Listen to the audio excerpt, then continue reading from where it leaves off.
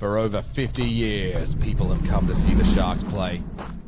Talent, skill, speed, intelligence, elite-level athleticism. That's not these guys.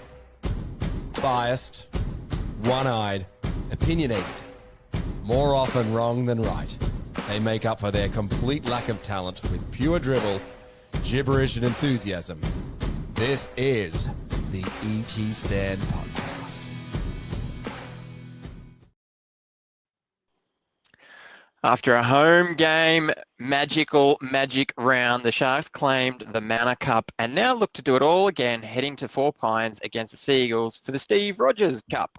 Welcome to the ET Stand, the Sharks fans podcast where we let our talking do the football. We're in all usual places: YouTube, Spotify, Facebook, Instagram, Apple Podcasts, and wherever else you guys want us to be. If we aren't there, let us know and we'll try and get there. While listening, don't forget to like and subscribe wherever those buttons are. It helps with everything we do. There's also a Discord channel where fans can chat 24/7 Sharks and any other topic that takes your fancy. The link is in the chat and we'll pop it in the description below. Also, don't forget about Super Chats. They're there. Use them if you feel like you need to. It certainly helps out the channel. Every Super Chat that we get, CK will show us either some Sharks merchandise or a tattoo. I guess I'll let him pick which one he wants to show us at that point in time. That escalated. Yep. I thought, what could he show us? Got got plenty of both, so won't run out of things if we get 100 odd super chats. We've got one sick and one MIA. So who's with me here on the ET stand? Well, the aforementioned CK is here after keeping Boldo honest in the debrief last game. How are you going, mate? You still recovering from the Vegas trip? Yeah, still got the same flu. I think I passed on the Lats, a couple of kisses we exchanged, and passed on to him, so he's sick now, but nice and recovered and ready to go. Excellent, good to hear. And then also with us is the time poor but knowledge-rich Williams. Unable to give us a Chronicles episode for the last couple of rounds, we're going to get you to sneak in a squeaky episode cameo this week, and it's going to be a banger. How are you going, mate?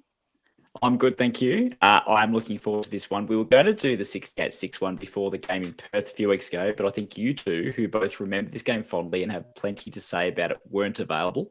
So I worked out an alternative, and here we are to do this with you guys, do it properly, because this is the 20th anniversary this year of this record-breaking match. So looking forward to that. Sounds good. Looking forward to it. Also joining us is you, the listeners. So thank you very much for joining us. We've got a great show coming up. We'll pop in a few final thoughts over the Eels match. We'll do a Lats segment without Lats. We preview the Manly game. CK gives us his league roundup. And finally, as mentioned, the Classic Cronulla Chronicles cameo. And yes, I was very happy to get that extra C in the alliteration string. Okay. Last weekend saw the Sharks take on the Eels in Magic Round, coming away victorious with a 28-18 score. It was an entertaining game that, even though we let the Eels back in while a man down, we looked in full control for much of the match. Williams, do you have any thoughts you want to give us on this game? We haven't really heard from you about this one yet. No, I was really happy, to be honest with you, given the circumstances. Yes, the Eels are not the best team in the comp. Yes, they are running near to or dead last at the moment, with the Panthers having won a few times now. They were up for it. Moses adds a lot to their team. I think they didn't do as, like Kelly and Boldo said on the debrief, they didn't do as much with the ball in our red zone as other teams would have, but they still applied a lot of pressure. And we held it well. And I thought Nico had one of his best games in a long time. Was running straight. Was just everything he was doing was putting his best foot forward. And really, there was a few blemishes. Obviously, there was a few controversies as well with calls. CK shouted out that and maybe in your socials, we'll chat about later, or Lats the socials, one of the two, about the wider NRL thinking we got the rub of the green. But I thought we were unlucky in a few calls as well. So overall, a good result, and good to get a bounce back win after the Tigers game. Yeah, probably shouldn't be patting ourselves on the back too hard. I know Moses does make the Eels a better team, but they are still last on the ladder. I would say they had pretty good first half, the Eels. They threw a lot at us, and defensively we stood strong, held them out, repelled them, and really had a good team effort there, I thought, in that first half. The second half was a little bit different. Both teams are a little bit, I don't want to say sloppy because I don't think it was a sloppy game, but there was a little bit disjointed, I think, from both teams there in that second half. But the first half, they threw a lot at us and we were crisp both in attack and defence. So I think that was really good showing from us. The Talakai head knock, that's his second Category 1 in 5 weeks. Certainly sure it's not time to panic. However, they do say that after your first, you're more susceptible to repeat occurrences. I don't think there's much we can do about it at the moment, but if it happens again, are we starting to talk about an extended stint on the sideline for Sifa, CK? I'm not too. I don't think we have actual protocols in place for the NRL to do so, but it also comes down to doctors, how he's feeling. I've seen a few other players overturn their recent concussions when they failed their HIA. So Farlago for the Storm played this weekend when he actually failed a HIA beforehand because he showed no signs throughout the week. And I believe Corey Horsburgh for the Raiders at the end of the game the other night didn't play in Golden Point and failed his HIA, but has been named this week. So I think there's a bit of leeway around it. But yeah, panic bells start to ring. But, look at someone like Radley from the Roosters, who just keeps knocking himself out every 2 to 3 weeks. He either gets sin binned or knocked out, and he keeps coming back and playing. So I think it comes down to the individual and their symptoms of how they're going. Yeah, I think the Roosters is the scenario that springs to mind for me because we know they do it, and they've been pretty consistent about it for the last few seasons now. And I'm just worried that at some stage, their efforts are going to become some sort of precedent. If not officially, there'll be pressure put on clubs by, say, the press going, well, the Roosters do this, and now this is player X's 4th head knock in, half a season. They should probably look to set him down, and you sort of get that PR pressure where you're like, this club doesn't look after its players, so I think at this stage we need to sit him down. So I'm a bit worried that might start creeping into the game. Certainly, this is only the second head knock, and he did get head first into guy's hip, so it's gonna cause some sort of damage. But something to watch out for, I think, because historically I wouldn't think we would have seen him be knocked out before hitting the ground on that kind of charge. So yeah, I found it. Watching it was surprising. I thought he may have done an injury or something. I didn't know that he knocked himself out initially, but obviously he was motionless and that's it. But he's like gone and belted him, and unfortunately belted his own melon at the same time. So, given that he was prone on the ground, so head knocks are never nice. But I thought initially I was like, oh gosh, maybe he's done his shoulder or something. But luckily not. Yeah, fair enough. I thought some of our attacking runs were pretty good. We had a lot of bodies in motion. I always like to sort of talk about that sort of thing, giving our playmakers various options in terms of what to do close to the line. We've certainly been concerned about what we could do within the 20-meter zone. This was a return to form, I think. We certainly looked good here. What do you reckon, Williams? Did you like what you saw in this regard? Yeah, I liked some of the shapes we were playing. Obviously, Iro contributed a lot. And some really nice, I suppose, good little backline plays in their red zone. Kennedy providing a lot there, Nico providing a lot there. And also, too, something that's been lacking for a long time was Trindle with that 40-20. That many times been caught on the back foot, kick early he's got the ability to. The Tigers game, we should have done it multiple times, but instead we kind of struggled through instead of just going, okay, it's the third tackle on our 30. Let's just try and hoof it down and see what happens. But good to see him, especially really key moment when we're with 12 men there. It was a big play. So overall, I was liking some of the little things and some of the sequences. Not that the whole game, but there was a lot more promise out of this one than say the Tigers game. Eels aren't great, we agree with that, but they seem to play a bit smarter and a bit slicker. Yeah, I certainly think that 40-20 had intent, and it might have come off the back of there were a lot of fans sort of asking or wondering why Trindle didn't kick that 40-20 against the Tigers. We know he can do it. He's a 40-20 specialist. He even did the 2-in-1 match against Souths there. So, yeah, it was good to see him pull it out and give it a whack.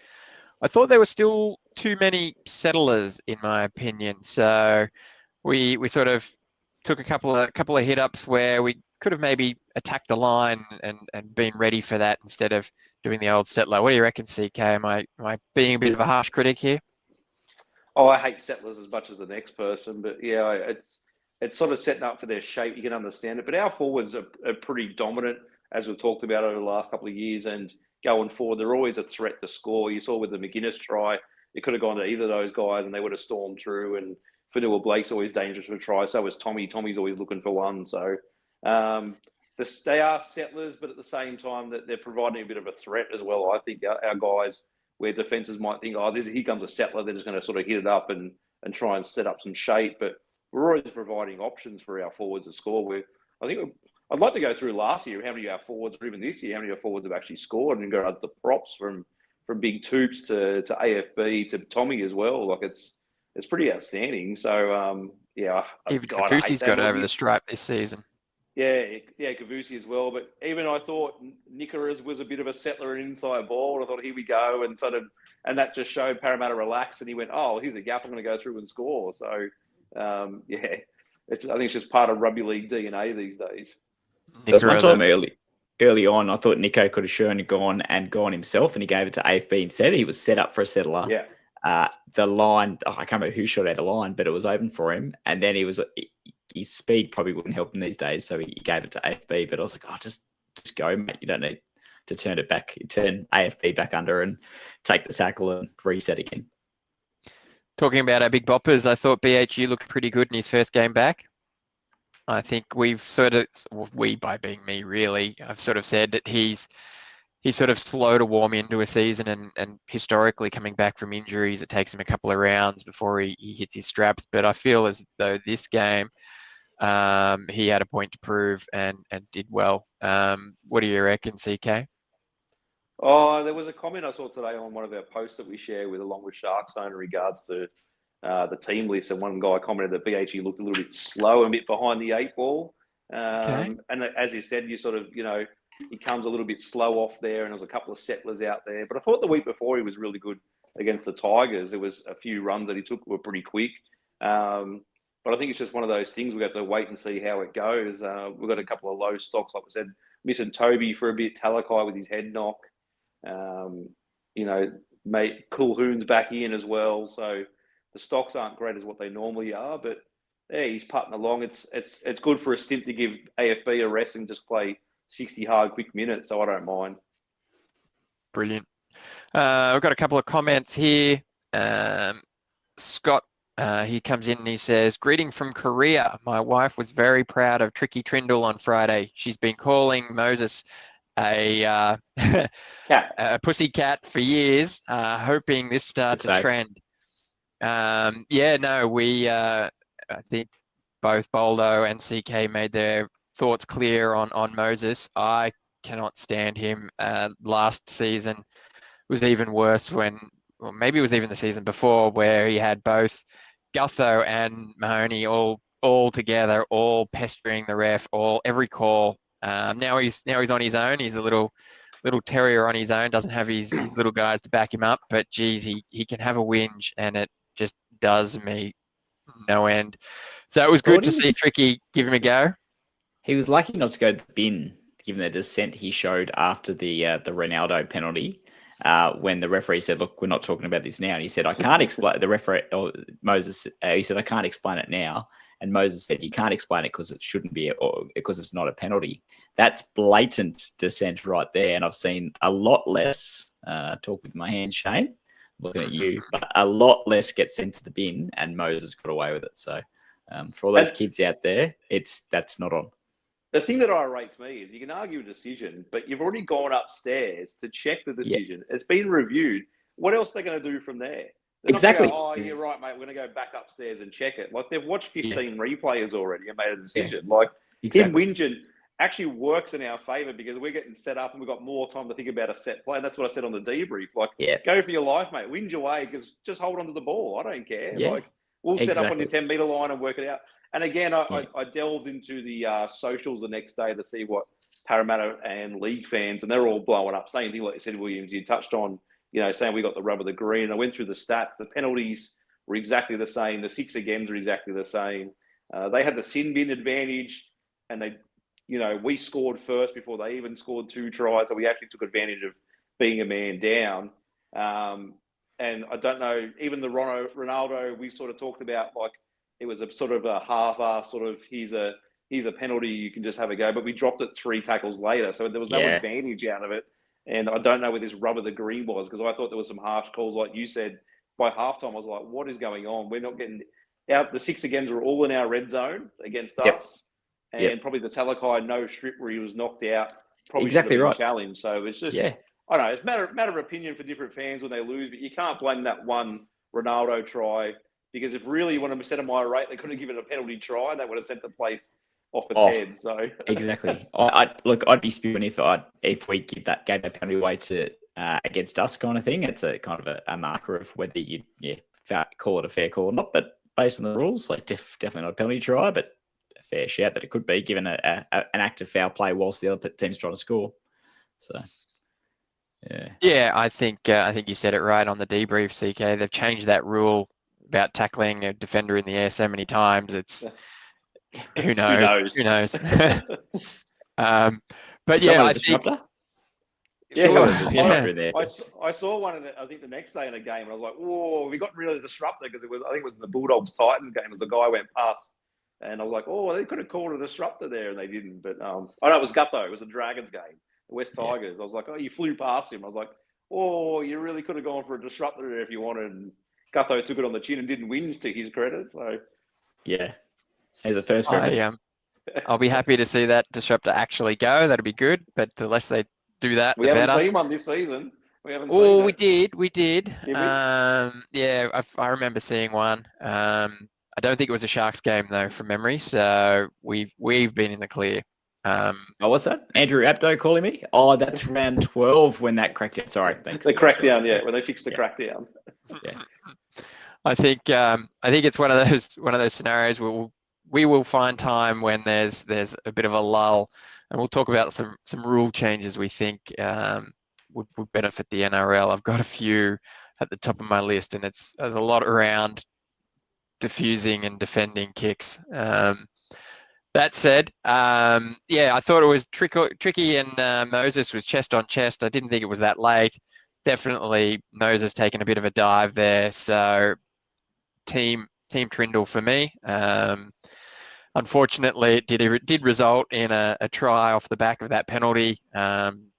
You'd almost say Moses got the last laugh, except Trindle can always now point to the scoreboard and send the crowd singing up Cronulla. So yeah. It was a good one. SJD, he takes something I said out of context.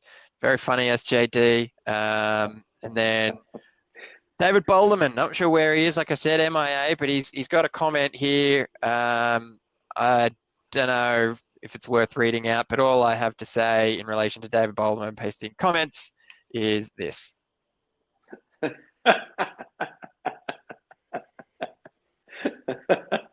One of the greatest gifts I've ever made. It was well done there, CK. For those that audio only, we've got a little gif of Boldo dancing at a Tigers match in the crowd. It certainly is good. He's surrounded by Tigers fans, but it's Boldo dancing, and he needs some dance lessons. Wearing a North Sydney Bears jersey, wasn't he? Ooh.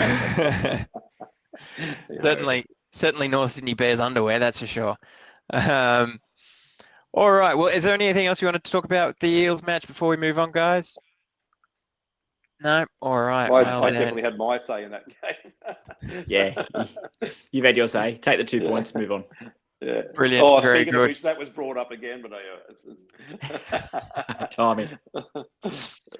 Oh gosh, well, we will not be talking about that. It is time though to move on to the Lats socials, which in this instance is Lats Less. This is brought to us by Morgan's Cronulla. If you're looking for stockbroking from a local group, Morgan's Cronulla are your guys. There's a link to them in the description, I hope. Now, who's doing this? Is it me? Am I doing the Lats socials without Lats? I think I am.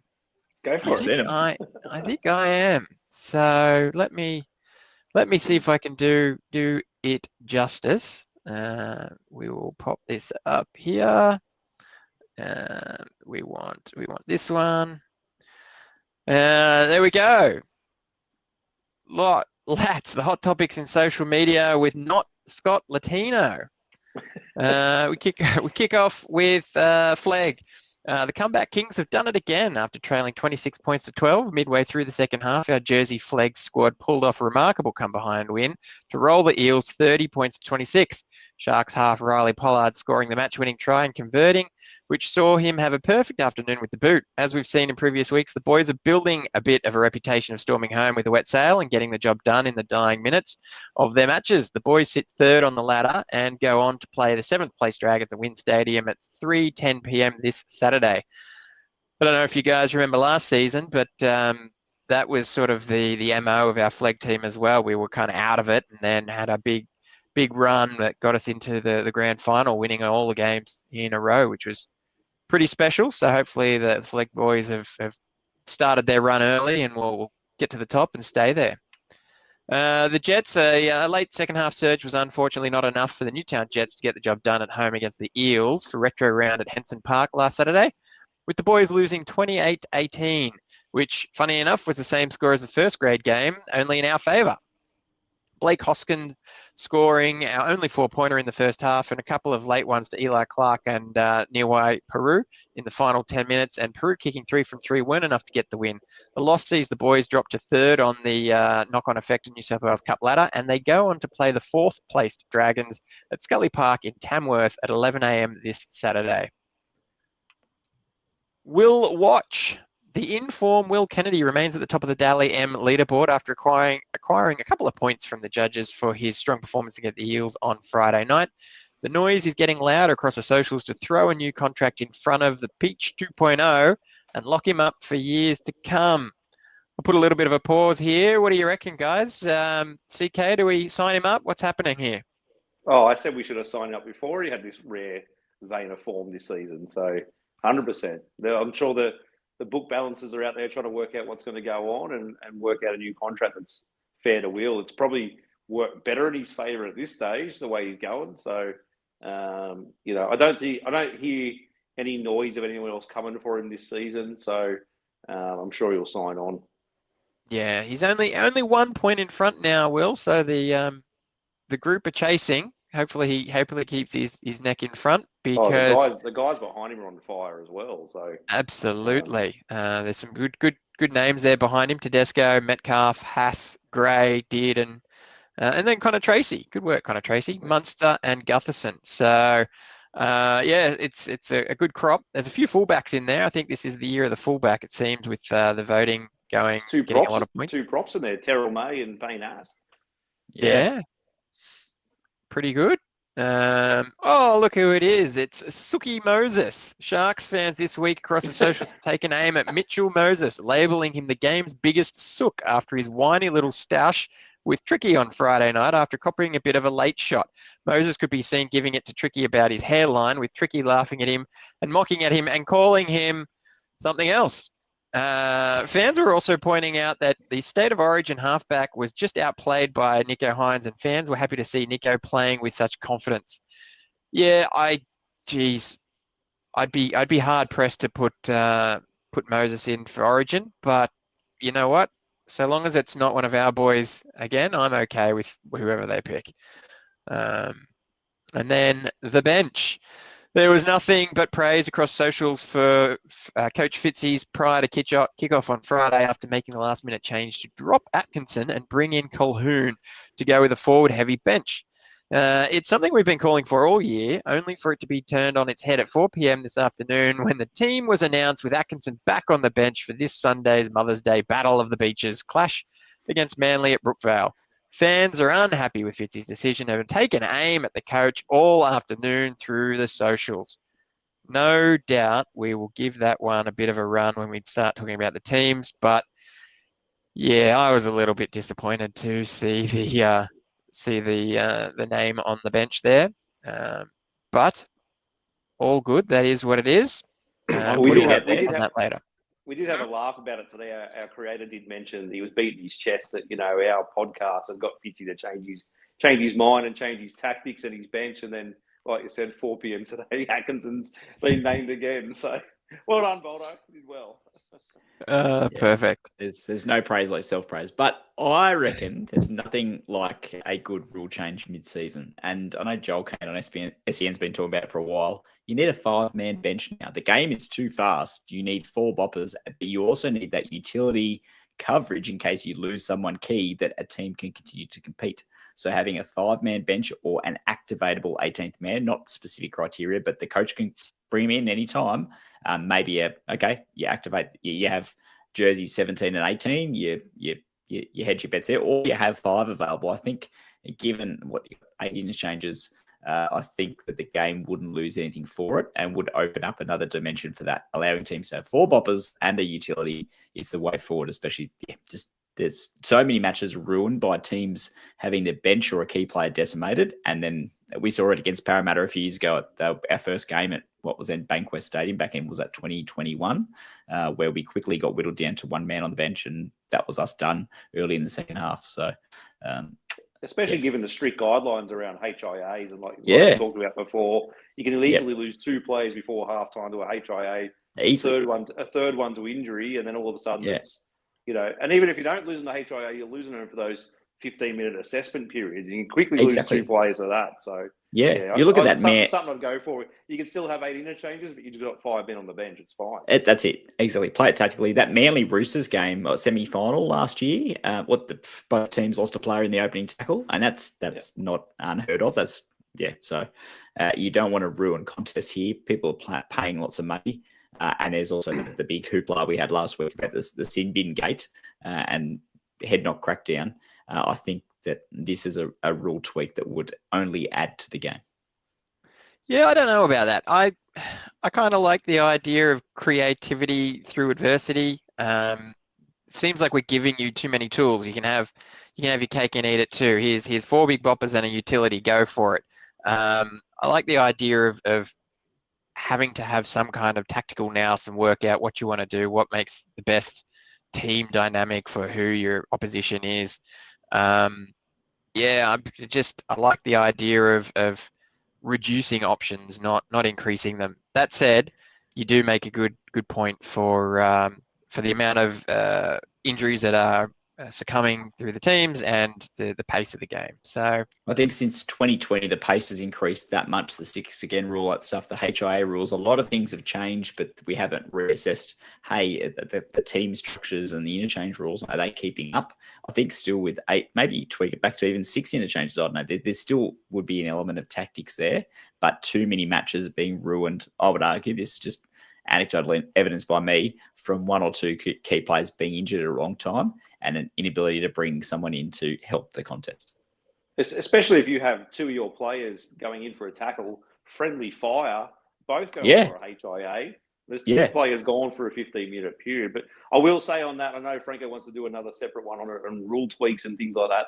The 10-minute sin bin hasn't been reviewed since 1908. But with 6 again and a crackdown on head highs, surely, like you said, the game's gone faster. Surely they're going to look at reviewing it, because 10 minutes is an eternity in a rugby league game. It's so long now. Like, it's ridiculous. Yeah, you can see 3 tries in that period, and it's game over. Lots out. Yeah. A la the Eels versus Tigers match, which you would argue was turned in that moment. Yep, absolutely. All right. Well, pardon me, everyone, for coughing down the microphone. Okay, on to the Manly preview, thanks to our sponsor, Miranda Hotel. If you don't want to travel out to 4 Pines, and let's face it, that's most of us, it's a great alternative to get down to Miranda Hotel for $7 schooners, $12 margaritas, and a great atmosphere. This Mother's Day, the Sharks are either going to ruin, celebrate, or again ruin your Mother's Day, depending on the mothers in question. After taking the home game away to Perth, we now get another crack at the Steve Rogers Memorial Trophy in the Sea Eagles' home turf.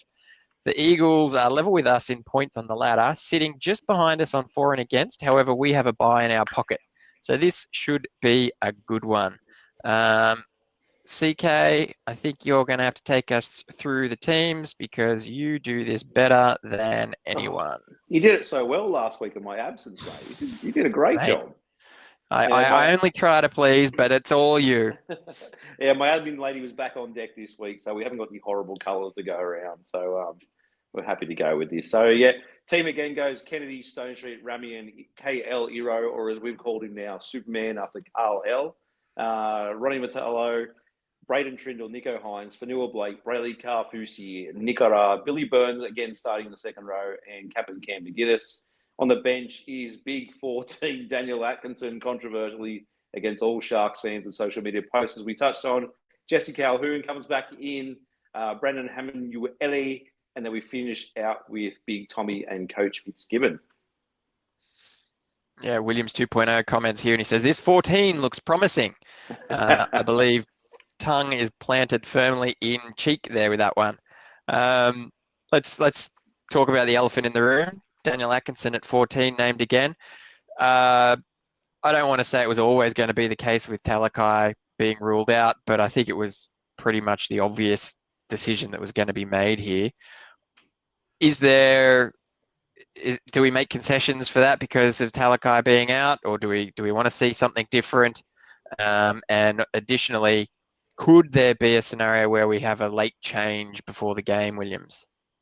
Is Kennedy fit? I know he had a twinge late in the game that my heart was certainly in my mouth watching it.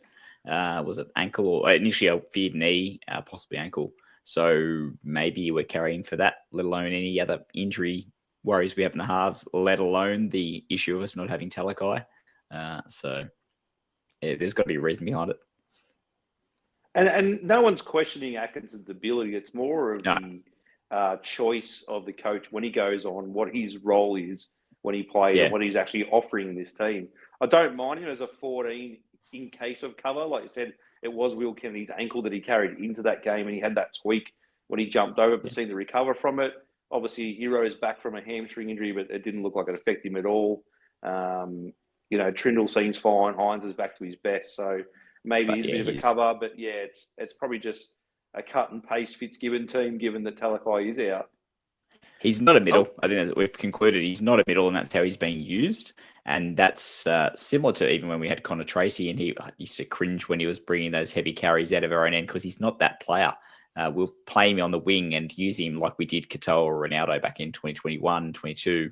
And he was getting driven back. It's like, gosh, he's going to get hammered. And it's a bit the same with Atkinson. He tries to take those carries. I take my hat off to him. He's tough, but it's not the role that we need or that he can perform well.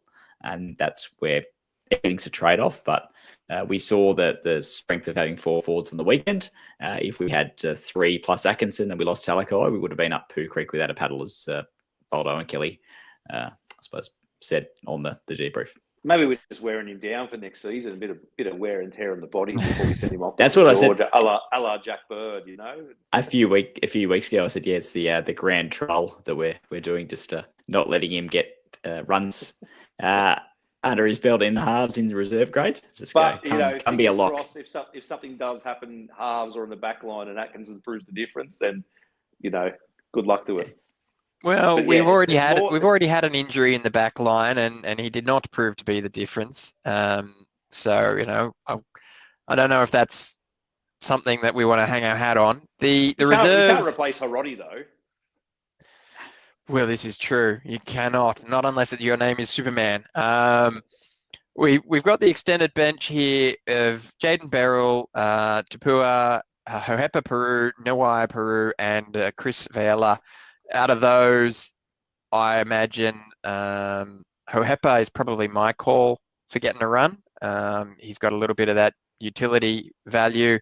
Certainly is keen to have a run, is performing really well in New South Wales Cup, and is still a bigger body than, say, Atkinson is, or even his brother, Niwai. The other options are obviously people with first grade runs under their belt in Jaden Beryl, who's had a few games, and Tapua, who's had a few games as well. Tapua is just another big body. Obviously, what we've been saying, no complaints there to have more big bodies on the bench. Do a bit of a 1-2 punch between the guys coming off the bench and the guys starting.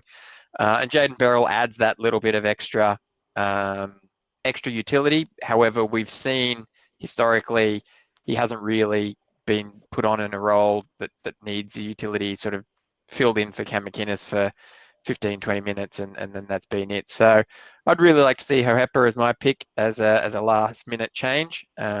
Watch this space. Probably not gonna happen. Probably not going to happen, unfortunately. But speaking of utilities, Hohepa covered multiple positions, and I reckon he was our form player of the trials. So, yeah, hopefully it's just a matter of similar to Iro biding his time. Hopefully Fitzy's got a grand plan, but Hohepa showed a lot, I thought. Yeah, the social media from fans, drums are beating as loud as Kal-El Superman when everyone wanted him to debut. It's very much the same with Puru, that he should be the next man up and straight in because he can play those kind of roaming roles. He won't be out of place. Even Billy, if we get an injury, Billy Burns doesn't mind playing centre, can shift across to there. When I was thinking when I was holding my breath like everyone else was with Will Kennedy, I thought, well, you could put Stone Street back there and probably shift Billy to the centres. So, and then push, KL to the wing. So we've got options. It's the game plan we don't understand is all it is. Absolutely. I think that with those options and the discussion of Hohepa, it's sort of pretty well known, with a couple of exceptions, that Fitzy kind of protects his debutants by not naming them, and then they show up on the day. So I wonder if that could be a scenario here with Hohepa. But yeah, I'm thinking it's not going to be, but there's always that chance. And as you did, Williams, for the audio listeners, there's fingers crossed for that. Ryan James comes in. He says he'd rather mow the lawn at 3 a.m. in winter than see Atkinson on the bench again. Well, at least you're not mowing the lawn at 4 a.m. in winter on a Sunday and ignoring the game, mate. So looks like you're gonna watch Atkinson again. And that's not as bad in Queensland. I don't know what he's talking about. It's not that bad. Controversial. I'm not touching it, but yes. And to your point, CK, Ryan James also calls out that KL can play fullback and did it for the Cook Islands. And he wasn't too bad from memory.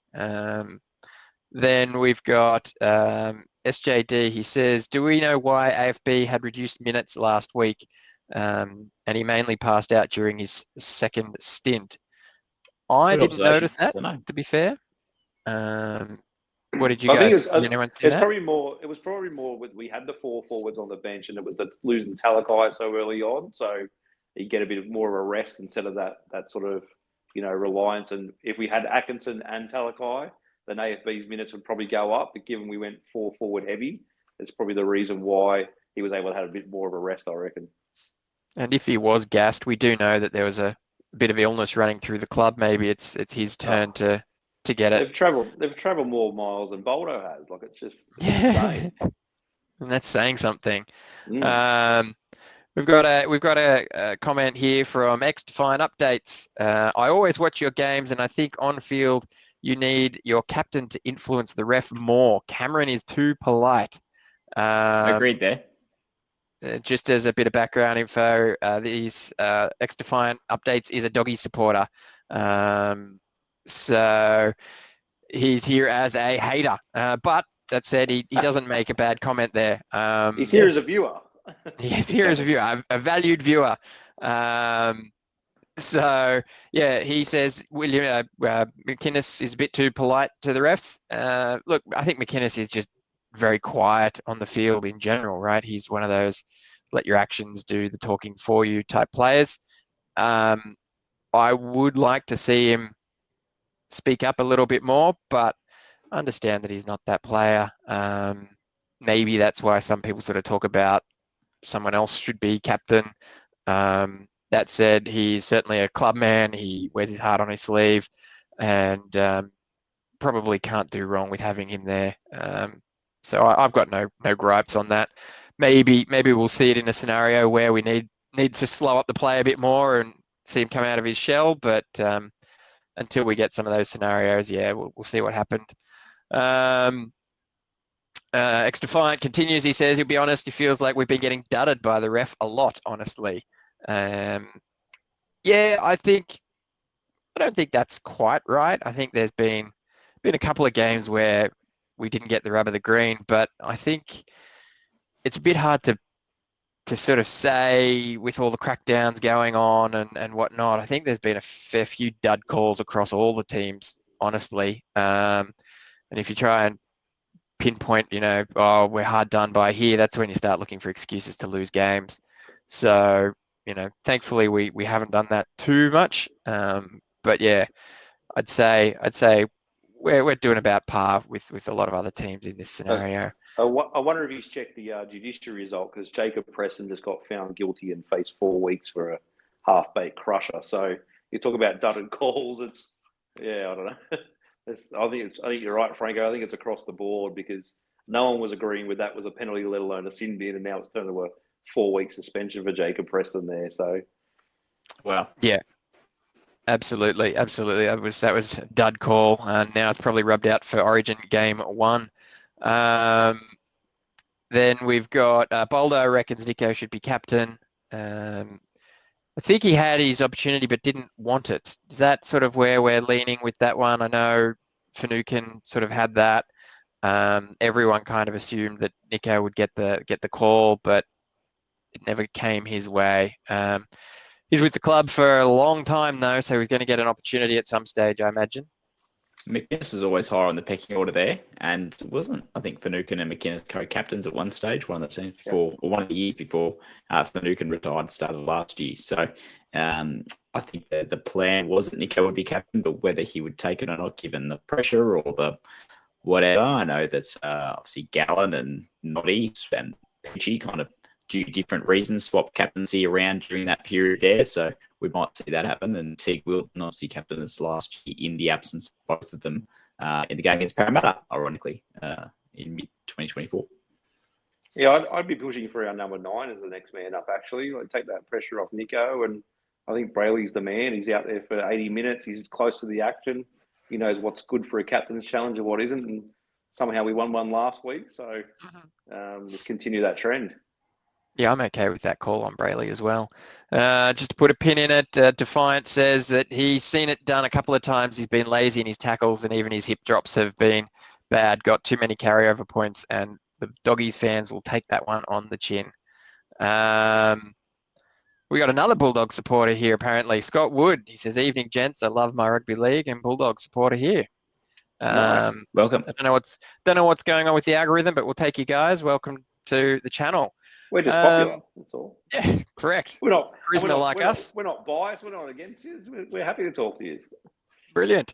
On the bench is also Jesse Calhoun, actually named this time. Had a good go last week, even with the sin bin. Happy to see him named over, say, Tapua. Yep, got a lot of nodding heads here. Yeah, Very I agree. So. Get a few games under his belt. What do we think is going to happen when obviously Talakai is back and Rudolph is healthy? It's a good question. It'd probably be both Talakai and Rudolph going in for, you'd say, Colhoun and BHU. You'd hope it'd be E1 Atkinson, but it seems to be that he's the immovable object. So that's probably my view on how it'll play out. Yeah, I actually call for Calhoun maybe to be the starter over Billy Burns on that edge, because he is quite a mobile forward and can play some big minutes. But obviously it's his first game back in the first grade, so coming off the bench. But it's probably, if Toby's fit and firing, it's probably over BHU, and then obviously Talakai over Atkinson for me. SGT says, who let all these dogs out? We want them. Bring them in. Get in here. Apparently Scott went to school with Stoney's father. Imagine that, Stone Street. And then Chris here says, go the Dogs. He's been a long time fan, guys, so he's in on it. happily have anyone here to chat footy. They're coming first, so they're getting chirpy now, so they're happy to jump on anyone's podcast. They're going well. Credit to them. They're doing really well. I think that I would see Atkinson dropped with both of those players healthy. I think it's more a case of who doesn't get to stay in the team. Colhoun or Hamlin Ueli, I think, is going to be someone who drops off. Knowing Sharks and their now rotten luck in injuries in the forwards, will probably substitute someone out who's been injured for their turn to have a bit of a rest in the medical cab. But other than that, yeah, I think it's going to be a nice little headache for the coach when that happens. All right, CK, do you want to read out the Seagulls team?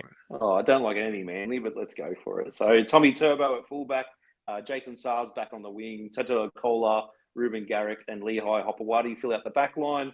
Luke Brooks at 6 and DCE at 7. Jake Travojevic is back also. Jake Simpkin at 9. Takiaho at 10. Olakawada at 11. Ben Travojevic at 12. There's too many Travojevic's. Jazz Tavega at 13. Tommy Talau, so they're running a utility on the bench as well. And Tommy Talau, Corey Waddell, Ethan Bullimore, and Nathan Brown, not to be confused with the old Nathan Brown, and Coach Anthony Seibold. It's a pretty formidable team. I don't think this is going to be one with any expectations. I think Eagles are favourites, CK. You're the gamble responsibly betting expert. Are they going in favourites? They are going in favourites, just being at Four Pines Park. And like I said, with the Turbos back into the team, Saab back on the wing, they're pretty much a full-strength Sea Eagles team. At Four Pines, have been pretty good. Pretty much getting sellouts for every game as well in their sort of half-baked new stadium out that way that I haven't been to in, God knows, long 16 years, and I won't go back. So they're going in favourites this game. Again, come off the bye. We're still living in our suitcase. I spoke about on the debrief, the AI bot got in there and decided to make a schedule, and somehow we play every team coming off a bye with short turnaround. So I don't know how that works out. We play Manly twice in 4 weeks. So we did get the chocolates last time over in Perth, but we're playing Manly at 4 Pines. Sharks hat on, it gives us squeaking out by a 2-point win, but I don't like anything Brookvale, and I'm sure Matty will speak on our fantastic record out there, which has been good in the last couple of years, but historically horrendous. So, I got us just squeezing out by 2. I agreed with that. Nice little segue, I suppose. We played 100 times, and this is by far our worst record in that we've only beaten them 30 times, and they've beaten us 68. We have won the last 3 at Brookvale. Prior to that, we hadn't won since 2008. So I'm not using any words there that Boldo loves saying. But we have before had 2008 was even worse, wasn't it? We hadn't won there. I think it was 3 times in the history or something like that. It was very low. We had one there in 2004, and we'd won there when they were the Northern Eagles in that game in 2002 when we came back from 18-0 down at halftime to win. I think it was 46-22. Probably one of our largest scores in a single half of football ever. That second half, but. That was against the Northern Eagles, which don't count to Steve Menzies' tally. So therefore, he's not a one-cap player. Poor Menzies there. Poor Beaver. But yeah, that Manly record's terrible. We played them in 10 finals matches, and we've only won 1 of those as well. Obviously, 3 grand finals if you count the replay. And the only win we did have against them in finals was actually in the major prelim semi-final in 1978. So where we beat them 17-12. So don't know what that means at all with regards to this. Looking at the overall aggregate score, if we're playing a World Cup qualifier, it's Cronulla Sharks 1,649 to Manly Seagulls 2,152. So they've beaten us a lot, and by a lot. We will talk a bit later in the Chronicles about Manly's record at Shark Park, which is for that time period a bit of a sight to behold in our favour. But yeah, I don't know. I think I'm going to tip. I don't know, with no confidence whatsoever, I'm going to tip us by 6. But that's wishful thinking, hopeful. If we play to our potential, we will. If we play like we did against the Tigers, we won't. Simple as that. Yeah, it's a different team than the team that travelled to Perth. So we're going to be up against it, I believe. And certainly going to be one of those games where I won't be confident of the victory until the final siren blows. I just think that it's going to be a tough match for us. And they'll be full of confidence. I reckon we will win, though, is my call. I think we've got it's very high. Yeah. Hang on a it sec. comes down to, I think, the Brookvale Ferrari and probably his backup in Saab, whether they actually get through 80 minutes. When that happens, they just throw the playbook out the window and the confidence gets sucked out of the team, which happened last time with us. So their bench, look, Tommy Talau's a bit of a strange one come on the bench. Obviously, that's a cover for Saab and Turbo in case things do go awry. When I first looked at them, I'm like, oh, Waddell, Bullymore, Brown, but they just seem to grow an extra leg at Four Pines and do quite well. Bullymore was great for an anytime try game responsibly, especially at Four Pines, coming off the bench. I just Manly's deep seated in my hatred for many years since a child. So yeah, it's like Matty said, they've had the wood on us for a long time. Pretty much the history of our club. So every time we play them, it's tough. And they beat Penrith last start. And one thing that was noted there was Trbojevic didn't provide much, but as a decoy, making it difficult for the defence to read, and they were throwing it out the back or at the front or whichever way they can run different shapes with him being a threat. Here's a random discussion topic.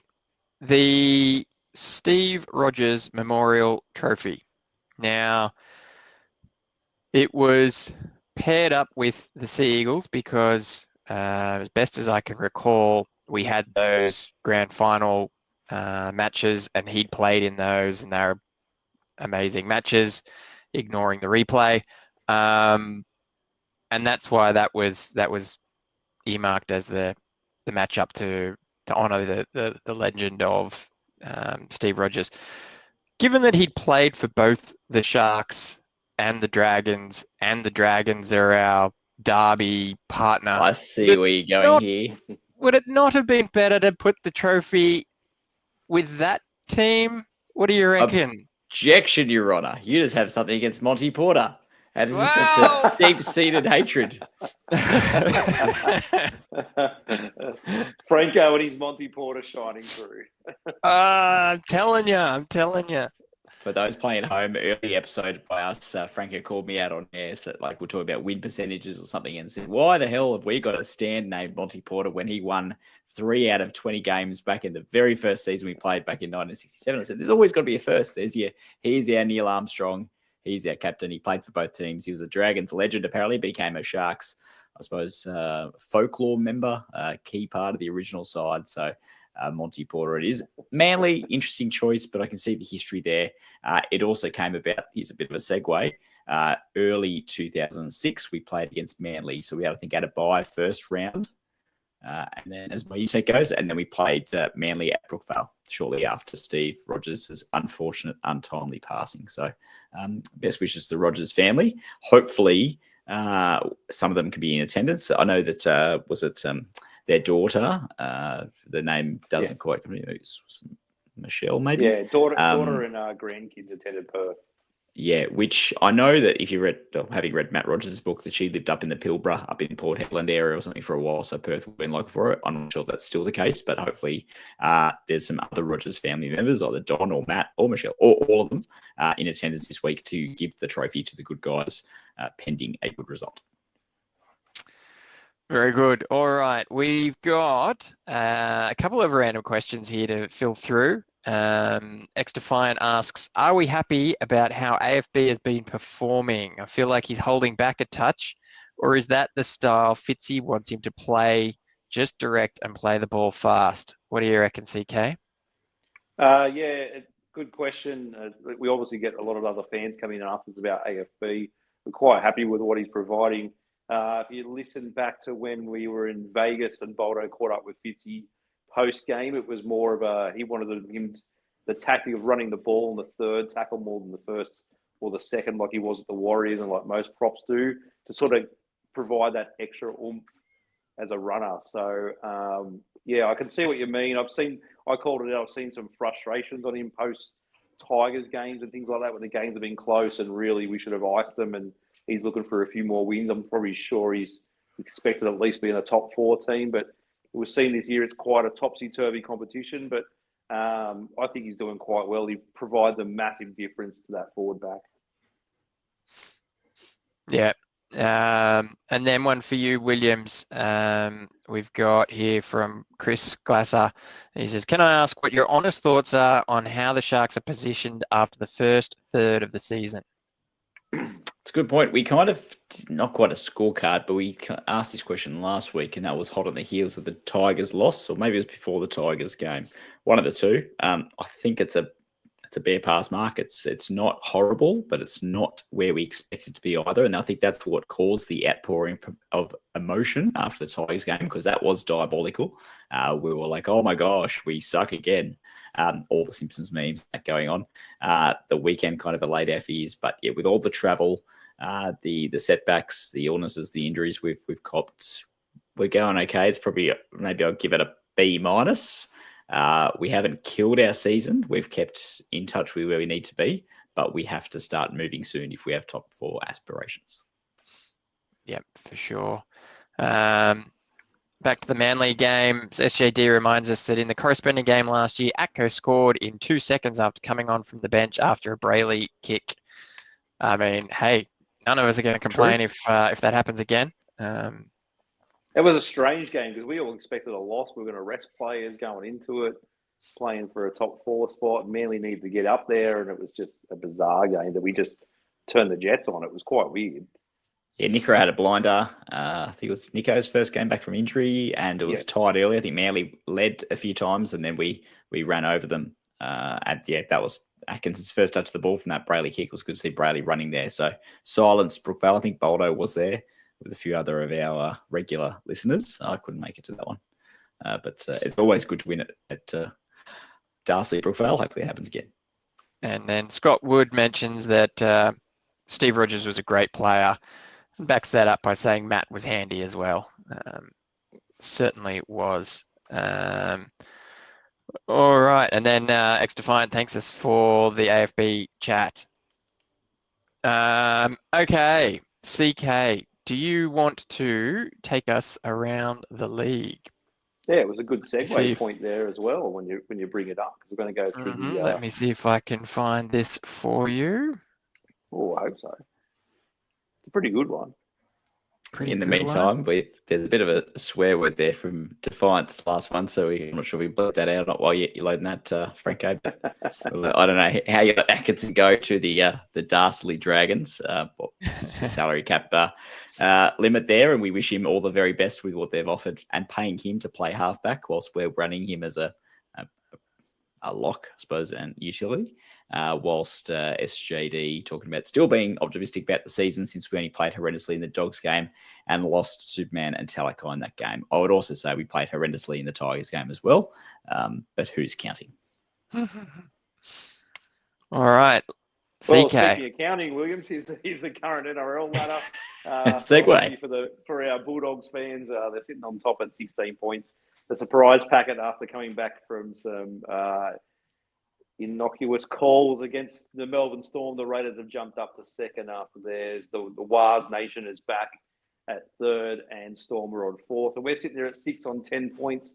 Yeah, we'd like to probably be on about 14 points given those diabolical games that we play. But like we said, we've been travelling all over the world and all over Australia before we're going to come home with a pretty nice wet sail of our home schedule. So hopefully that kicks on and goes from there.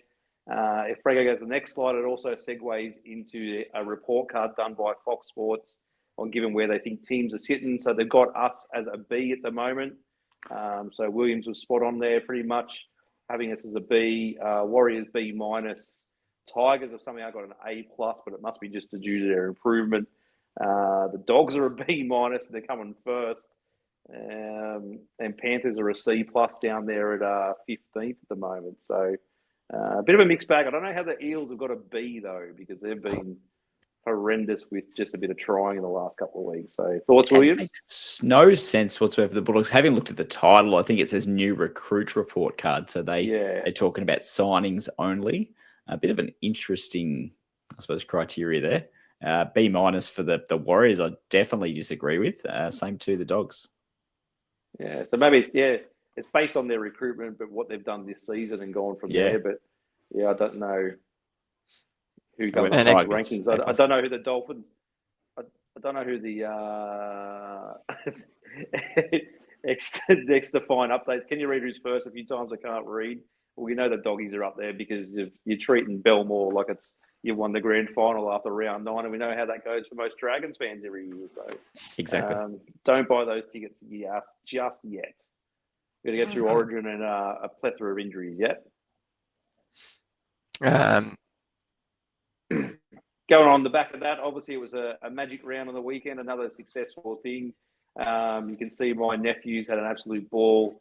The oldest one there, Cooper, is actually a Roosters fan, but he packed about 5 of his best different jerseys just in case he ran into players. And of course, he donned his Sharks on at the airport and grabbed some photos with some of the guys who were happy to pose with him. And he had an absolute ball because obviously he was there with his dad, who's a Sharks fan, and the Sharks won the first game. Changed into his Roosters jersey for Tedesco, and they got a win as well. So one happy camper. It was another successful weekend up there at Magic Round, and quite jealous I've missed it again, but I took 2 times Vegas priority over Magic Round this year. So we'll see how the draw lands next year. You didn't get dudded there, mate. You did well. Yeah, didn't miss out too much. On the back of Magic Round, obviously it was hosted in Suncorp in Queensland, and it just seems that Queensland just don't get football, given that all 4 teams involved in Magic Round had a chance to play at so-called home and did not come away with the chocolates. My highlight of Magic Round, obviously, was Jaden Sewer with a 3-man overlap wide open. And there was a video circulating around with a bit of Titanic music that says, send to your favourite Dragons fan. So I have sent that on a few times with him dropping the ball wide open and Jareem Buller picking up the ball and heading to the other way, heading down there. William's thoughts on Magic Round? You enjoy it? Magic, it's a great idea. I'd like to see them move it around a bit. Obviously, Brisbane seems to be the spiritual, no, I'm not going to say home of rugby league, but home of Magic Round. I think it would be interesting if they start moving into, I don't know, Melbourne, Perth. Gold Coast Stadium's too small, but Gold Coast would go well as well. But yeah, mixing it up a bit, but I haven't been yet. It does look like a great few days, obviously coming from the English Super League concept, and the AFL have taken it on, and other sports are looking at it too. So imitation is the greatest form of flattery. And this form, despite the diabolical weather and the horror field and all that stuff, still seem to be a hit. That picture by Sewer dropping the second I saw it, reminded me of Trent Barrett probably 20 plus years ago now, round 1 at Cogra. Also almost the same thing, just line wide open and tripped over his own feet and just fumbled the ball. They didn't run 100 metres to score, but I think it was the Raiders up. I guess that they won. Why I know this, don't know. A lot of guys I went to school with were Dragons fans, so it was good to give them that. And that was just good to see it happen again. But it happened to result in a 100 metre or 105 metre 12-point turnaround. Yeah, go for it. Go. Yeah. I am curious about Magic Round, CK, and especially since you went to Vegas, there was a lot of talk about the 4 games in Vegas being a game too many, that people aren't sticking around for all of the games. Is there something different about it being in Brisbane? I mean, you mentioned taking it to Perth or something. Is there a worry that if you take it out of a rugby league heartland, that there's not enough people to fill the seats consistently through the day? I get they want to move it around, and it's floated up things like New Zealand to reward them, and like William said, there's Melbourne, a couple of sprinkles of let's try it in Vegas. But God, I heard Dave Riccio say today, you can imagine the logistics and the price would cost to the NRL. It's pretty much when you need our sponsorship money to come flowing through from the US to pay for those kind of logistics to get everyone over there. But Williams knows from going to Suncorp, it's a great stadium, but it's not only that, they shut down all of Caxton Street. Yeah. You've got 2 pubs there. They create a big atmosphere, a big market sort of area, kind of like Fremont Street was in Vegas. And that's when I was at Fremont Street in Vegas for the rugby league that time. It was very similar. It was a party atmosphere. Everyone's in their jerseys and their merchandise and having a good time. So I can imagine with 8 teams, and it's a bit of a thing going around where guys get dressed up. Everyone gets their retro jerseys. You can see from the crowds, like, we came out to a couple of speckled boos, but then, when the Warriors came out, it was like it was a Cowboys playing there, and the crowd was all on the wires. So, from all the reports and everything I see and talking to people going up there, they have an absolute ball. It's obviously a bit of a cost on your liver and a cost on your wallet, but I don't see it moving because it's got that funnel of how Caxton Street works, and they can set it up that I spoke to someone who's been going for the whole time, and you don't have to go to the games. You can go back outside and watch at the many pubs and sort of enjoy the atmosphere outside. So I don't know if anywhere else can host it. I know Phil Gould floated Sydney the other night, but he was talking splitting it over Parramatta, Accor, and God knows where else. But it wouldn't You're work. right. You need that. It You need doesn't. that party atmosphere inside and outside.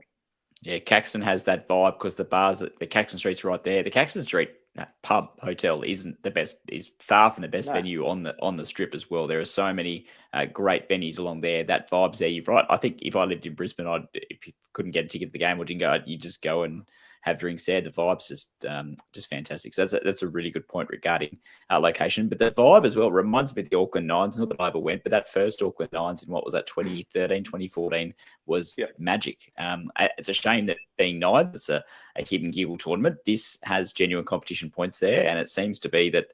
And this is, I'm stealing a line from the Rugby League Digest podcast. Shout out to those guys. That rugby league is, unlike soccer and other places, if it's got the slightest hint of Mickey Mouse or not full strength teams, it's full strength players, full strength teams. No one wants a bar of it. This does. Competition points are on the line, and it has that vibe too. And yes, you're right. That the Warriors game, last year they beat the Panthers, and they by far and away seem to have the biggest support. And same too again this time around against the Cowboys. So whilst we seem to cop a caning each time, it's good to be on the winners list again the last 2 years. But you couldn't replicate that too. That win over the Roosters last year in front of that crowd was awesome and great for the confidence heading into the finals as well. Not that it resulted in big match wins other than the Cowboys game, but I think it gives us that semblance or that ability to get these big occasion experiences that you do need if you're going to succeed in September. Yeah, not only that, you've also got, there was a lot of points scored between our game, the Dolphins and the Roosters game, and then you finish off with Canberra, Melbourne in the rain, Golden Point, controversial calls. Like, you couldn't have scripted it any better. So it's probably there to stay for a little bit, I reckon, given you're supposed to have Queensland weather, but obviously there was on and off torrential rain. Breaking news out of today as well was the Roosters told Dom Young he's free to leave immediately if he can find another club. The front runners at the moment are his old club Newcastle. They're saying at this stage that if, from what I heard on the report tonight, if they can get him this season, then they'll definitely sign him for another 2 years to pick up the rest of his contract, but obviously paying the Roosters. But it just seems the Roosters again are sort of bringing players in. He's on a 4-year deal, only 18 months into that, and he's been given his marching orders. So the Roosters seem to be going off again with players all the time. It's their given right, but yeah, it's a bit strange. Big one out of that one. Yeah, that's huge. I mean, he was a touted signing when they nabbed him from the Knights, big dollars. I think there was a few people scratching their head at the time, but he showed, after signing that contract, he had a pretty good season, and everyone was like, oh, okay, all right, fair enough. But the Roosters doing what the Roosters do in manipulating their roster, if you don't fill that spot adequately, or you don't, show what they're looking for on a consistent basis, they shove you out the door. They're pretty cutthroat that way. And this is just another example of that. It could be maybe part of the salary cap squeeze that apparently they're feeling like when they kicked out May. But at this stage, you'd find that hard to believe. So yeah, it's a big call, this one, especially since, the defensive structure, I think, was the big call out. He wasn't very good defensively, but that edge had changed a few times this season already. So there's been no real consistency there. So yeah, I don't know. Good player. I wouldn't have him at the Sharks though. No. Pass for me.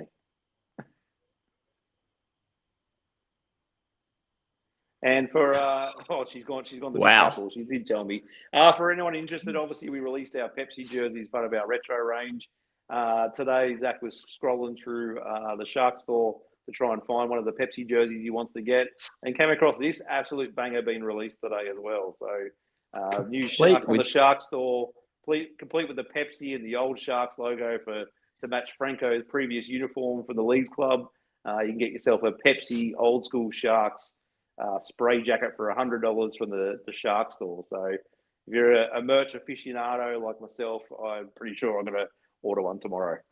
I love the Pepsi. The fact that they got the Pepsi sponsorship. It's not often that you see that with the retro stuff. Normally they spruce it up to have the current sponsors. That's fantastic. Yeah, so a bit of I'm a nostalgia big there fan. and jump on it. Yeah, Big then fan of this Franco, jacket for those on audio. Yeah, it's a spray jacket with the old 2000 Sharks white logo with a Pepsi logo on the side and a splash of blue on a predominantly black black jacket, a bit of white. It's good. I like it. I very want one. similar to the one I got from a self Boldo and Lats from Golo carrying bar back in the day for about $30, and they're all three of them are still surviving to this day. So It is, isn't it? Yeah. Wowee. That's awesome. Good old 1998. Defiant here. He says that's a cool jacket. Brings back memories. Yeah, I love it. That's awesome. yeah, like I said, Also, there's a big push for the retro stuff at the moment. I've seen a lot going around up at Magic Round. There was, West jerseys, the Perth Reds, to the Bears, the old Cowboys ones, the old Sharks ones. So there's a massive Steelers ones are getting around. So yeah, it's a new in thing. Bring back the Pepsi ball. Yeah, oh jeez. Insurance. Can't afford the premiums through lawsuit. There's the scenario, I believe, which is that if you use the current NRL logo, you need to give the NRL a clip of your sales. Whereas if you use past logos, aka retro gear, you get to keep all the profits. So there's probably 2 wins out of that one. But also, fans just love retro gear, right? Everyone loves everything retro. Retro music, retro movies. That's why all the movies are getting remade or sequelized. So yeah, all good. Defiant also backs us up. He says, yeah, the Roosters are looking for space maybe for DCE. And Scott Wood says, yeah, the Roosters are ruthless. And then Boldo says it was $50 from Golo. He's still got his, and it'll get a run this season. The best part was I still got mine too, mate. Still got mine. It was $30, but Kelly charged him 50. So good nice and profit there, mate. Hey, I give my merchandise. Brilliant. Very good. All right. Well, off of that, thank you very much, CK. That was pretty good roundup. Thank you, buddy. Didn't know about the Dom Young thing, so keeping us in the loop as always. Now, as mentioned, we are sneaking in a classic Cronulla Chronicle into this episode. It's the fantastic 70s round with Manly in 2005. Why don't you take us back through memory lane, Williams? Oh, have you got the slides there? Would you like me to try and find? Here we are. I can bring the slides up. I don't know if you got it in there, Williams, but we actually did wear a retro jersey in that round as well. So. We did, and that was back when. So this is a bit of a segue. So I'll just cover this first. That was back when we didn't wear that jersey very often at all. It soon afterwards became our regular jersey. But in this period here, it was the first time we'd worn it in a long time. So for those playing at home that haven't seen this before, normally we have a separate spin-off show that I run where we look at a classic game involving the team. We're playing this weekend from the 2025 season, usually at the venue where we're playing them at. So if we're playing Manly away, we'll cover that. A bit of a rule breaker. So I was going to cover this game a few weeks ago when we played Manly in Perth. So these two gentlemen, so Franco and Kelly, were there, and this is one I know Kelly for sure, and I'm sure Franco would also agree, one of their most favourite Sharks matches of all time. So had to delay things. I covered a game from I think 2020 at Gosford, and here we are. So we're playing against the Seagulls at Brookvale this weekend, but this one game was from Shark Park back in 2005, 20th anniversary this year, and most of you who are older than 20 years old maybe older than 25 will remember this game well. On the retro jersey, we'd worn it once prior in 2002. Do you remember who we played against then? We wore this one during our run of wins at Shark Park, and we'd only worn it then, and then we wore it again on this occasion. A Dragons game? No, it was actually Souths. We played Souths on a Saturday night. It was a bit of a nondescript game. Souths were horrible. We were expected to win by 50. We were down 6-0 at halftime and came back and won 22 points to 6. So great jersey, though. Sold out immediately. I remember trying to get a jersey back then and couldn't get one at Shark Sharks League Club or Rebel Miranda. Everyone back on the old forums then was saying, bring it back. And then lo and behold, I wasn't sure if it was the NRL. I think it was the NRL or Fox Sports, one of the two. They had a 70s round in round 24 of 2005. All the teams were wearing retro jerseys, us included. And so we wore that. And then this jersey you're talking about, Kelly, we would then play in the semi-finals against the Dragons, or quarterfinals, a few weeks later. And then it soon became a regular jersey from 2006 onwards. So rolling on into this one, we'll give it thanks, Franco. So 2005, was a bit of a strange season. We'll go one more step further and have a look a bit of form. So have a look at the form, then we'll show the teams, then we'll go through the talking points. So Sharks versus Manly. It was a bit of a playoff. Whoever won this one would secure a spot in the finals, whilst the other team would have to obviously continue winning to make it. 2005 was an interesting year in that we started the season on fire. We beat Penrith, who they won the comp in 03. They made the prelim final in 04. While we were terrible in 03 and 04, we beat them round one. A few weeks later, we lost to Manly in round two. That was the Hopewadi send-off on Keith Galloway incident. We got pumped there against a 12-man Manly. I think you may have been there, Kelly. We won't mention that. I was at that game, and I sat next to a Manly supporter behind the goalpost, and he goes, "Oh, it wasn't that high." And I was like, "No, check the replay because Galloway's about 7 foot and Hopper isn't." And Hopper was coming, basically smacking down 7 foot Galloway from above.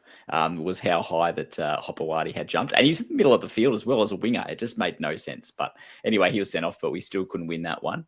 Then we played the reigning premiers, the Bulldogs, at home. And we'd signed a whole stack of players, including Luke Vell. Adam Dykes was back from Parramatta. Paul Mellor was back from England. And it had a bit of a youthful and experienced vibe, which we know and love, having looked at the 2016 team. So 05 was a pretty fun year, right up until a certain moment in about the 82nd minute of State of Origin 1, 2005, Suncorp Stadium. New South Wales had just come back from a massive score behind, came back to send it to Golden Point, and number 7, B. Kamali, tried a cut-out pass down the left that was intercepted by Matt Bowen, got absolutely crucified by the entire rugby league media, including Coach Phil Gould and all the rest, and then the wheels fell off our season, and that left us 8th. So going into this, the 5 matches previous, we lost to the Roosters, who were coming off 3 grand finals in a row. They were going to miss the finals that year. They were lowly. We lost them 14 points to 8 at home, as we've lost the visuals there. We pumped Melbourne. Melbourne weren't that great at that period of time. We beat them 40 points to 16 at home. That was helped by David Kidwell's sin bin for, I think, a punch back when you could punch and kind of get away with it. There was the 46-6 loss at home, which you would have seen the replay of Benji Marshall stepping half our team twice on the way to that one. We lost 20 points to 10 to the Dragons at Cogra, but we did beat the Knights 30 points to 26. Kelly, I know you probably know the answer to this. It was a Golden Point one. Franco, do you remember? You worked at the club. Do you remember who scored the winning try in that game? I don't, mate. No, I was probably pouring your beer. You absolutely were. I may or may not have been 18, but anyway, I may have grown a moustache at the time. But Kelly, do you remember who that was coming down the know Western exactly touchline? who it was.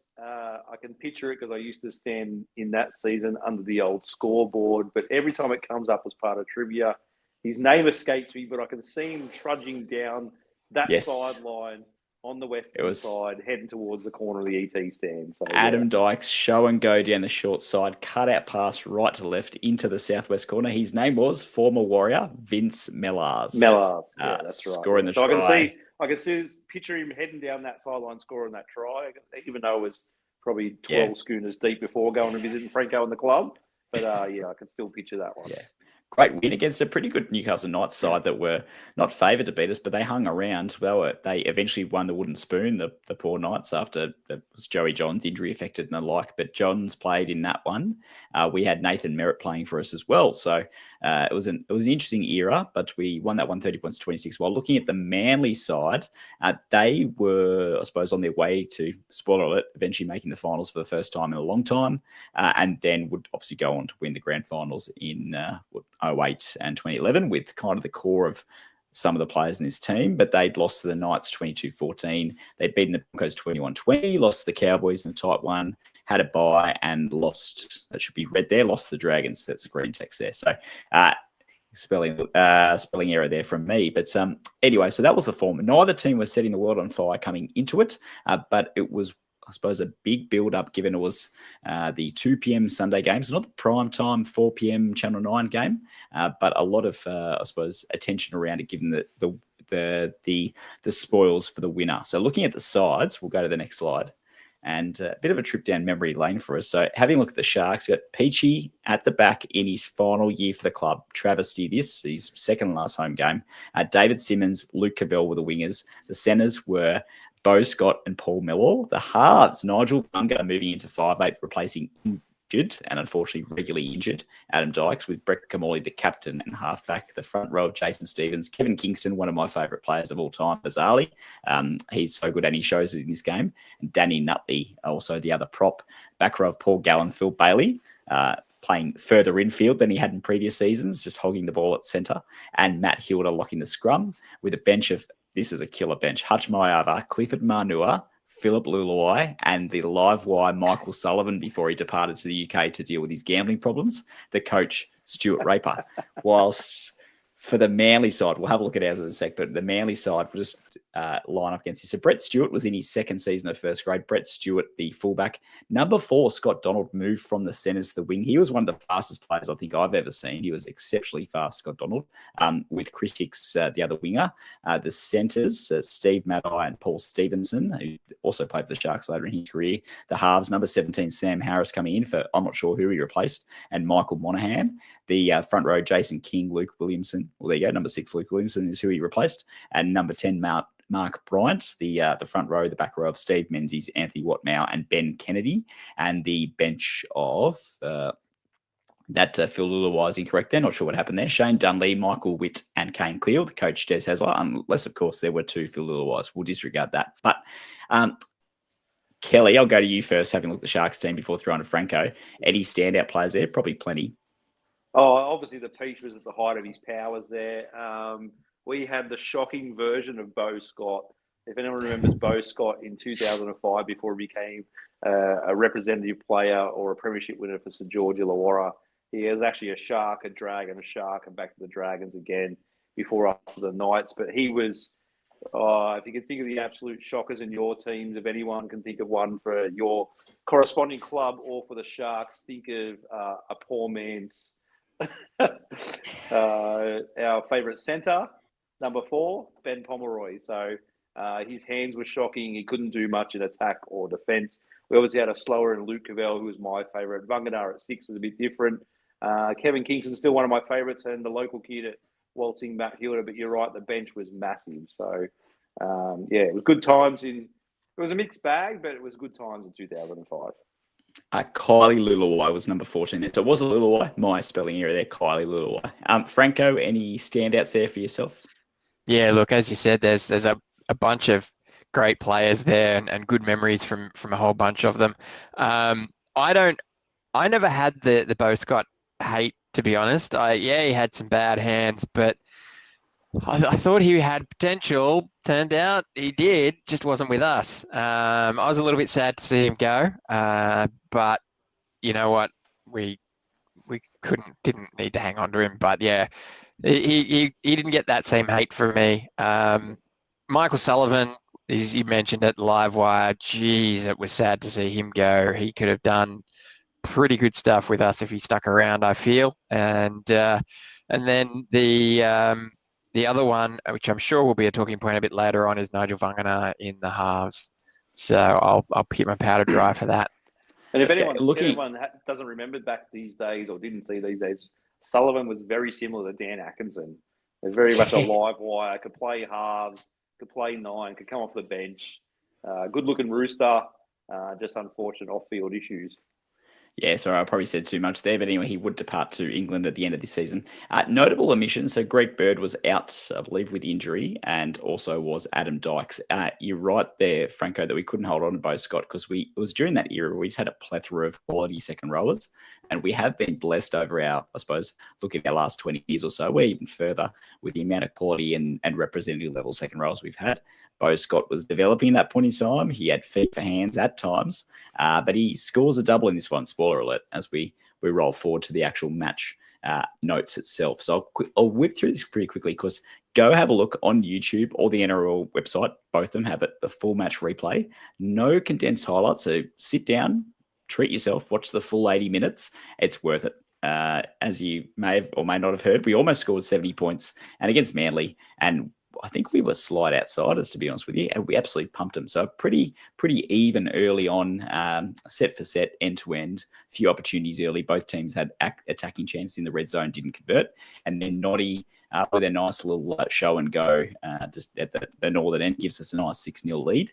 Shortly after that, though, the floodgates open. So Matt Hilda, that previous picture I had on the previous page there, had so as we scroll back quickly, shows the Hilda and Stevens tries. The one below, so that's Kevin Kingston there. Noddy put a little kick through, pretty nondescript. Kingston came flying through and managed to keep it in the field of play, only just, and that beat the fullback in Brett Stewart and allowed Hilda to dot down. So it was before, wasn't quite the Gaznia, was it Inglis to Gaznia kind of centenary test kind of theatrics, but it was pretty impressive and the commentators were loving that. While the next set, Jason Stevens, Noddy turned it back inside and beat Ben Kennedy 1-on-1 to score under the post for his first and only meat pie of that year. And also the last, the settler that's the Noddy inside ball into a settler on tackle 3 at the northern end and a try. So Jason Stevens would obviously retire shortly after that at the end of 05. We then had Bo Scott scoring, which was a nice little, again, after points, line break straight up the middle, Noddy running on the 4th. Almost a penalty try. Nigel Vungana was running in support and just got blatantly taken out. They played advantage. Noddy threw a massive cutout pass right to left to Bo Scott, who waltzed in untouched, and the Sharks had 24-0. And it went from a pretty even opening to 24-0. And as I put their floodgates, they'd already opened. Vungana scored there with his wide out on the left at the northern end at Shark Park, and he just threw a dummy in and found Michael Witt napping and waltzed in straight from dummy half. Noddy scored again with a nice little grubber to himself to score. And then Paul Mellor scoring. What was the pick of the tries, actually, which was, again, running on the last, just balls in hand going everywhere. Noddy going down the right side, giving it to a wide running Clifford Martinua, who was literally millimeters off the ground, and he's got his big right arm out and flicked an offload away inside, and Mellor's picked it up around his bootlaces and scored. And everything that could go right was going right for us, and everything that could go wrong for Manly was going wrong for them. We had, I think, at the 20-odd minute mark, we were already leading the line break stat 5-0. Unfortunately, Cavell had missed a few kicks, one of them from wide out, but one of them in classic Cavell style, quite close to the post, and he just shanked it. But his kicking would get better as we moved into the second half, where the tries continued. Bo Scott down the left, Noddy again kicking, so kick to himself from about 40 out, nothing kick, had a nice little funny bounce that Cavell screaming through managed to toe forward, and Noddy was backing up his own kick and scored. Vungana again with this was Paul Gallen, not quite feet for hands, but the commentators were lauding it as being a bat-on when really Gallen didn't know much about it, put his hands up and just luckily went backwards into Vungana's arms to run in under the post. And all of a sudden we're 56-0 up. There's 24 minutes to go, and the commentators are talking about, geez, they could make 80. We didn't, unfortunately, but Gallen got to try himself in the 63rd. Menzies, unfortunately, got one for Manly from a bomb in the 67th to make it 62 points to 6. Make of that what you will, that he scored in the 67th minute in our history. 62-6, and then we finished it off with Vungana getting his 3rd from an intercept by David Simmons, who gave it on to Vungana to score, and full-time 68-6. There's a point that we'll talk about on full-time there. I've covered 80 minutes of there's plenty of talking points in there, great stuff, very quickly, but I'll throw to you, I suppose, Kelly. You're chomping in the bit to talk about. What were your standout moments in this match? Standout moments again was one of those, nice sunny Sundays down at Shark Park. Crowds quite vocal, quite pumping, and just I said to Zach on Friday when we were playing the Eels, why can't we have just one of those games like this where you can just sit back and relax and enjoy it? So Boldo and I started down the northeastern end, down in front of Old Beer Hill there, where we saw just all those tries pour in to make it 36-0. It was back when you used to buy the cheap bay tickets down there that no one really wanted to buy. They were our members' tickets at that time before we moved to the ET stand. And we're like, well, let's go down the other end and see if we can sneak in a couple of chairs down the other end and watch the second half. thinking maybe we'd see some more tries, and it just poured on again. So again, it harks back to the retro jersey, flogging Manly, a nice sunny day, the old scoreboard, the old big clock on the hill there. It was just one of those days. And I happened to acquire a big A4 picture that I bought online at the time, which was quite hard to do at the time of 2005 from one of the newspapers of David Peachy, and took it along with me just in case I get it signed. And of course, he came over at full time, and I opened it up, and he signed the big A4 picture for me. So it was just one of those magical days that you never forget down at Shark Park. That I'm sure kids, if it was their first ever game or second or third game, just would have fallen in love, because, like I said, we got absolutely smoked by Benji and his Tigers there only a couple of weeks before that, and it was a bit of a, oh no, what's this season going to bring? But yeah, it's just, and again, like you mentioned, the Brett Kamali saga as well, and we're trying to make the finals at this stage, so it was a great game. Yeah, it felt like an opportunity lost that season, given that we were top 4, top 2, heading into Origin, and all fell apart, and here we were fighting for a final spot. But it all came back together and clicked on that day. Before I throw to you, Franco, there was a couple of things I was going to mention. One of them was how times have changed. I was talking to Kelly about this offline. 37th minute, not long after we'd scored points, Steve Maddai hit Clifford Marnua with an old-fashioned stiff arm across the jaw. Direct contact to the jaw. I was watching going, how was that not sent off? Was it anything? No, there's some talk. They blow a penalty, and then Tim Mander calls him back and goes, "Oh, that's on report because Manu was injured." Manu was like knocked out cold. Like there's no HIA or anything at that point in time. And Warren Smith and Laurie Daly are going, "Oh, he's a bit unlucky there. Like it was only the fact that Manu got up a bit gingerly." He's like, "Far out, dude. These days you cop 12 weeks for that, and we would be talking about that since last Sunday if that tackle happened again." So that was a bit of classic Steve Maddai. And I watched multiple replays of it. It was flush, direct contact to the jaw, and it was with intent too. It was classic Steve Maddai running out the line, trying to put a hit on. He didn't miss him. And another point too, which is controversial, but midway through the second half, they were talking about how Manly had been using some supplements, some supplement called Lacta Aid or something like that, Lactaway. It was supposed to get rid of lactic acid, obviously before the Asada scandal, and I believe before Stephen Dank worked for Manly. But as we'll talk about off air before, and Dank did work for Manly for a significant period, including when they won a competition, and nothing to see here, no questions asked. So I just thought both those moments didn't age particularly well. Franco, what do you remember of this game? Yeah, before I dive in, there's a bit of a chat around Noddy here. We'll just sort of touch on a little bit. Yeah, go for it. Well, first of all, I guess SJD, he says, how do we score 68 points with no wingers scoring a single try? Great point. Then we've got, or the fullback. Then we've got Defiant. He says, you also let Noddy go a couple of years later to take us to a prelim in 2009. He used to take the ball so close to the defensive line when kicking the little guy. It was tough. He certainly was. He got a bad rap at the Sharks for reasons we've discussed in the past. But he's a Hall of Famer and certainly a good little player. Great guy too. Yeah, really good bloke. Can you tell that he's going to be on the pod at some stage? Is he? Are you? Will you, Noddy? His price was kind of high as the more beers went down. So yeah. his appearance fee kept going higher and higher. So we're not too sure. Exactly. SJD says if Noddy was goal kicking, he would have scored more than the 28 points, breaking his own record. And then Defiant remembers that, yes, that 2005 New South Wales State of Origin match with the intercept to Brown gave him PSTD, and that was a bit of a downhill spiral for us. They did ask if he played for New South Wales again, Scott Wood. Yes, he did. Now, Bolo here says in 2008, he and Greg Bird were in the halves. I'm not sure. Yeah. And then he did it again in 2009 with Trent Barrett from memory. So, right. Yeah, he did play Origin again. And he did definitely, it was I think a dead rubber game 3. He led New South Wales to a win as well. I think it was the 2009 dead rudder. The big factor in that 2005 series, though, was Joey Johns was out injured at the time. So that's why Kamali got the start. We were winning that game. It was back and forth. Obviously went to extra time. But then Joey was back for game 2 and I went to that one and put an absolute masterclass in Sydney where he was setting up tries for Minicello and just tore Queensland apart, and then obviously won game 3. So Yeah, New South Wales went to game 3 and smashed them up there. It was more of a fact that Kamali throwing the intercept and Joey come back from injury that it was just one of those things. It did get a lot of attention. I remember Phil Gould did. He talked about vested interests and conflict of interest. Like was this the New South Wales coach, and also writing his regular Sunday Sun Herald, Sydney Morning Herald article, and basically just chewed out Kamali as not being a big game player. I remember at the time because I think Craig Fitzgibbon of all players was the goal kicker. He's off on the bench or injured or something.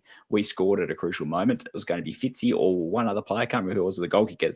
Neither of them were available. So Noddy's there going, who's third string kicker, where Gus was saying, well, Noddy should have just taken the ball and kicked. And Noddy said in an interview afterwards that I genuinely wasn't sure. The coach, no one had directed who the third string kicker was. So therefore the question needed to be asked before, if he grabbed the ball, took it, and then missed it, he would have been then smashed for not following the game plan, right? So can't win. And then that flowed on into the intercept, and that was that. Also, I guess that was sort of what poisoned the Ricky Kamali relationship and led to what Defiant mentioned earlier there, us letting him go in 2008, or the end of 2008, when Ricky became coach at the Sharks. So, yeah. Here's one for you, Williams, as a stats man. Someone asks, was this the highest score in the NRL era? Not quite. Of an individual team, I know for sure that the Melbourne Storm beat the St George Illawarra Dragons in the famed 1999 grand final rematch, 70 points to 10. And I think 70 has also been met by a few other teams. It's our highest score, but not of a team in the NRL era, that's for sure. Didn't the Eels score 70 in a game, Williams? Oh, well, we're not talking about that one either, but that's a side point. That wasn't NRL era, was it? Surely not. Speaking of blocking that from my memory, looking at Baldo's question about wasn't 2008, game 3 of 2007. We played with Bird and Kamali in the halves, and that's where, they won. Kamali also played 2009 and also 2010, and had a win in game 3 of 2009 as well, a loss in game 1 of 2010. He would have been at the Dogs by then. For both of those, unfortunately, leaving us at the end of 2008. Moving on, there was the next talking point, I suppose, which we'll go into our post-match story, was there was an incident that occurred late in the game. So we turned the ball over about a minute to go and the crowd groaned and we thought, we missed the opportunity to get 70. Then Manly had the ball. They turned over about 40 out from our line. We had a scrum a minute to go. You could hear it was the strongest sounding Sharks chant all game at this point in time. The crowd is into it. Here we go. Get one more try. Let's get 70 on 70's week. Going forward, Peachy makes a line break. He does a chip and chase, and he's held back. It's not a penalty try. Should have been a sin bin probably. But anyway, they blew a penalty. Tim Mander brings it back. It's 35 out around the scrum line, and there's talk of taking the 2. I was, okay, Baldo, I'll give you that. I was saying take the effing 2. Please take it. They chose not to, but there was a pause for a while. And you see that picture there. That's Kingston and Noddy standing next to the referee. There was a long delay. You can see the trainers there. Message was passed. They opted not to. They took a tap. They then put a bomb up. And unfortunately, it was battered dead by Paul Stevenson. And that was full time. Unfortunately, so in the fog, I'm not going to say the fog of war. That is completely disrespectful to the armed services and the like. But in the fog afterwards, there was a lot of different anecdotes. And there's an ABC article I could find talking about how Noddy said they were trying to get Jason Stevens a try. Someone else said they were trying to get Jason Stevens a kick. Obviously, Steve-O was never going to kick a penalty goal from that far out. And he'd already got a try early that game. So the view was that being that Stevens was retiring soon, for him to take a conversion. So they were trying to get a try, but there was some initial thought that, hey, Steve-O can take the penalty goal. But where is he? Turns out he was on the bench anyway. So even if they scored, it would have been a moot point. But should have given it to Cov. Take it, he would have nailed it from there. Someone, I think SJD spoke about Noddy's goal kicking and how he would have got 32 points. It was a pretty tricky day for kicking, and Cavell was nailing them from the sideline with his classic reverse fade, especially from left touchline, left foot kicker, nailed them, which Noddy was very much maligned for his goal kicking. I don't think Noddy would have kicked this at 10 from 12 on that day with a bit of wind around and the amount of tries we scored out wide. But anyway, we missed out on 70 for 70's week. Franco, I know you're passionate about this. What do you recall of this one? This was just, at the time, in the heat of the moment, the Sharkies were scoring at will. They everything they touched turned to gold. So it was almost an element of hubris where they're like, "Well, we're going to score again in the last 20 seconds." You were right about the crowd. This was a big day, a lot of people. People complain about beer queues these days and crowds and getting food and whatnot. They've got either short memories or they were never there, because Shark Park used to heave, and it was just going ballistic. And with the result the way it was going, it just everyone was reveling in it and it was going nuts. And then this penalty happened and everyone just stopped. No one was asking for a beer. No one was pushing. Everyone was glued to either the field or the TV. Everyone wanted the two. As you said, 70s for 70s week, 70 points for 70s week. Would have been a headline that would probably still be talked about today. And when they didn't take the two, the groan, the collective groan that let out, it was just such a disheartening moment. But as I said, everything we touched turned to gold. So when that bomb went up, there was almost that expected result of, we're going to catch it, we're going to score. I personally, this is maybe a bit sacrilegious, but personally, I think if we had have scored and the score was 74-6 or whatever, that's not as cool a headline. So should have taken the two anyway. But yeah, when they just got battered away and it was just this anticlimax, it was really depressing for me as a fan watching that. Just 70 for 70s week. Come on, guys. This is going to sound morbid to me, but there's only one team that could make a 68 or 62 point or 68 points to 6 win finish on a flat note, and that is Cronulla. It was still a great day out. Kelly, do you have any strong feelings about this one? I don't subscribe to the fact of taking the two changes your for and against fortune, because as you talked about, there were a few misses out there already that day, so we had the opportunity to do it. I do subscribe to the fact that the game's over, you might as well whittle down the clock and take the two. But yeah, I understand the crowd was baying for it and they wanted 70. It would have been a cool mark. But I think we've been spoiled with that many tries. We just thought, like Franco said, we're playing an under 6 teams at that stage, and Manly would have just moved out of the way. If we actually took a tap and ran it instead of kicking for a bomb, I guarantee we would have scored. So, of course, it's like us to moan about, not scoring 70, but we're getting a 68-6 win. But, it is one of those cool things that could have been done in history. Yeah, this one was definitely not about for or against. It was more just about, imagery, whatever you want to call it, 70 and 70 weeks, where it's at. Yeah, exactly. Theatre, entertainment, all that stuff. The interesting part of it as well was our previous biggest win over Manly was only 32 points to 4, so not a massive win in ET's 300th game in 1999. So they'll talk about that one. And our previous record had been 64-14 only a few years prior, 2002 against the Knights. So it surpassed that. Maybe winning 68-6 will open the door to the 62-0 win against Newcastle, equaling. So we got equal records, which is a bit interesting, having 2 games tied. There's not a clear winner, which opened the door for what I called the SH1Test piece of memorabilia that I've ever seen in a merch shop that I then received as a wedding gift from David Balderman. So thank you, Baldo, which was of the Knights game, 62-0 win, equal highest win there. So not even a record, equal win. So it opened the door for that. So if we... And they're still available for sale in case anyone missed out.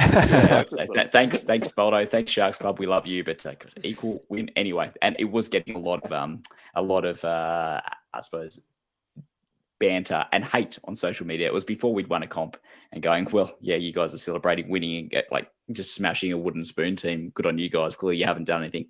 Luckily we won a comp later that year. Moving on.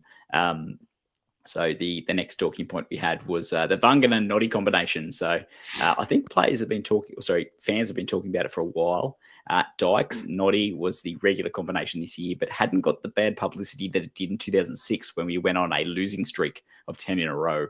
And Stuart Raper kept picking them together. And it was clear that statistically, anecdotally, vibe-wise, it just wasn't working. In 05, it did kind of work. But anyway, we put Vangana in there because Sullivan was dynamite off the bench and had his own hamstring injury because that was going to be the other option. And Greg Bird was injured as well. So there went your options there.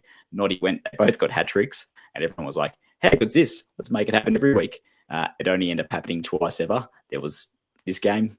The next 2 weeks, they lost to Newcastle in a big way against them up in Newcastle, and then lost the final home game of the year, Stevens and Peachy's farewell game against Souths, that was a horror evening. And then we played the Dragons in Wollongong in the quarterfinals, and we named the Noddy Vangana combination again. They didn't get a hat trick each, but Vangana acted as a pretty good running foil for Noddy, and it would have been good to see a bit more of it. So I was surprised to only see the 2 matches there. Vangana would play one more match at 5'8", and that was in a game where he partnered Brett Carney in the halves in 2006 against Canberra in Canberra, where we won there when we were without a lot of our players due Origin, I believe. So any strong thoughts from either of you there? That Dragons game when they named the Noddy Vangana combination again was like, oh, the secret weapon is out again. We're going to win this. When that was named, it was such a shot in the arm. It was so exciting. It's like, because Vangana was another one of those players that was a little bit maligned at the Sharks. He came here on, at the time, big money, this try-scoring freak from the Dogs, and basically sat out there catching a cold, doing not much at all for quite a while. So moving him in and getting him close to the action, he just seemed to revel in it. And this was such an exciting thing to see him just trying different things and being a part of it all. It was really cool. And you're right, the Noddy Dykes combination just didn't work. I would have liked to have seen more of this. Who knows where it could have developed. But yeah, no, it was just a pleasure, and it became legendary, as I said. Like when that Dragons game came up and they were named, oh boy, everyone just put your money on the Sharks. We've got this, and obviously results prove otherwise. But we gave it a fair shake. For long portions of that game, we were up 8-0, by 8 points early in the second half. I think it was 12-4, and I think it was a Trent Barrett 40-20. And I still reckon a blatantly forward pass from, I think it was Michael Ennis, actually, to set up a Dragons try there that got them the ascendancy back against us. But we gave a good showing of ourselves there against who were the premiership favourites at the time, who utterly choked against the eventual premiers, the Tigers, in the prelim final. Kelly, any closing comments on Vangana Noddy? Vangana Noddy, I was going to say on the Dragons game, me and Boldo went down at Wynn Stadium in that semi-final. So fond memories of that night down there. But like Franco said, he was a superstar at the Warriors, even more of a superstar at the Dogs, and was the salary cap squeeze from the Dogs. If our Dogs fans are still here, if they remember from those kind of years of 2003, 2004, he got squeezed out of there and come to Cronulla. Played all over the place, fullback to wing, the centre, the 5'8". A few highlights, but nothing to what we expected out of Nigel Vangana. But, he was playing with the superstar Dogs team at the time. So the combination wasn't great. And we used to make jokes of, Vangana would stand 50 metres behind the defensive line when he was playing fullback. And we'd go, walk back further, and sort of yell things out from the ET stand. So, it was... Kamali's such a ball-dominant player. It's hard for him to share that kind of love with anyone else playing six. So he was probably a good combo because he wasn't expecting the ball. It was more to get Vangana more ball close to the action. But, I believe his only hat-trick for us, that one. And you're right, he's due to Phil Bailey. Thanks, Boldo and Scott Wood and others talking about him in the comments. He didn't get much clean ball, unfortunately. He'd only played 3 matches at NRL level, the ones that I spoke about before, at 5'8". He played quite a few times for New Zealand, though, well over 10 times there at 5'8". And then also, as Kelly spoke about pre-recording here, played fullback for New Zealand, had an absolute shocker in the Anzac Test in 2004, followed up with a Golden Point winning try at Parramatta Stadium, his first try for us, best part of the length of field in that game there. Moving on, Manly record. So we have a horror record against Manly, but during that period there, we were on a winning streak at Shark Park against Manly that went back to 1986 was the last time we'd lost to Manly then. So we lost to Manly in 1986, 32-4 at home, and then we beat them a number of times. Obviously, we didn't play them every year, but that's 2, 4, 6, 8, 10 matches in a row that we beat them before eventually losing to them in 2007. And then they went on a winning streak at Shark Park themselves. So hopefully, not to say that omens are much of a thing, but we've been that way with Brookvale. Hopefully we continue our winning run. I'm not saying streak, but record of recent good form at Brookvale. But anyway, that was that. We had a pretty good record against Manly, and that was spoken about pre-match in this one. Moving on to the next point. The 2005 team was a bit of a fun side, I thought, that promised a lot at the start of the year. It was a surprise. I don't think any of us were expecting to be top 4. And then suddenly here we were beating the Panthers and the Bulldogs and some big heavy hitters there. And then we started to fall away. I don't think it was wholly and solely not his fault. It definitely wasn't that. I think we lacked depth in key positions, unfortunately. We had a few key injuries, and that's what saw us start to come unstuck. But it was fun while it lasted. Peach was obviously Peach, great, silky smooth in this game, just lacking that pace. And unfortunately, they were moving him on for the great David Simmons experiment, which we are still dirty about. But the 05 team was pretty fun while it lasted. Anyone got any particular memories of this one or this year? Sorry. Well, this season?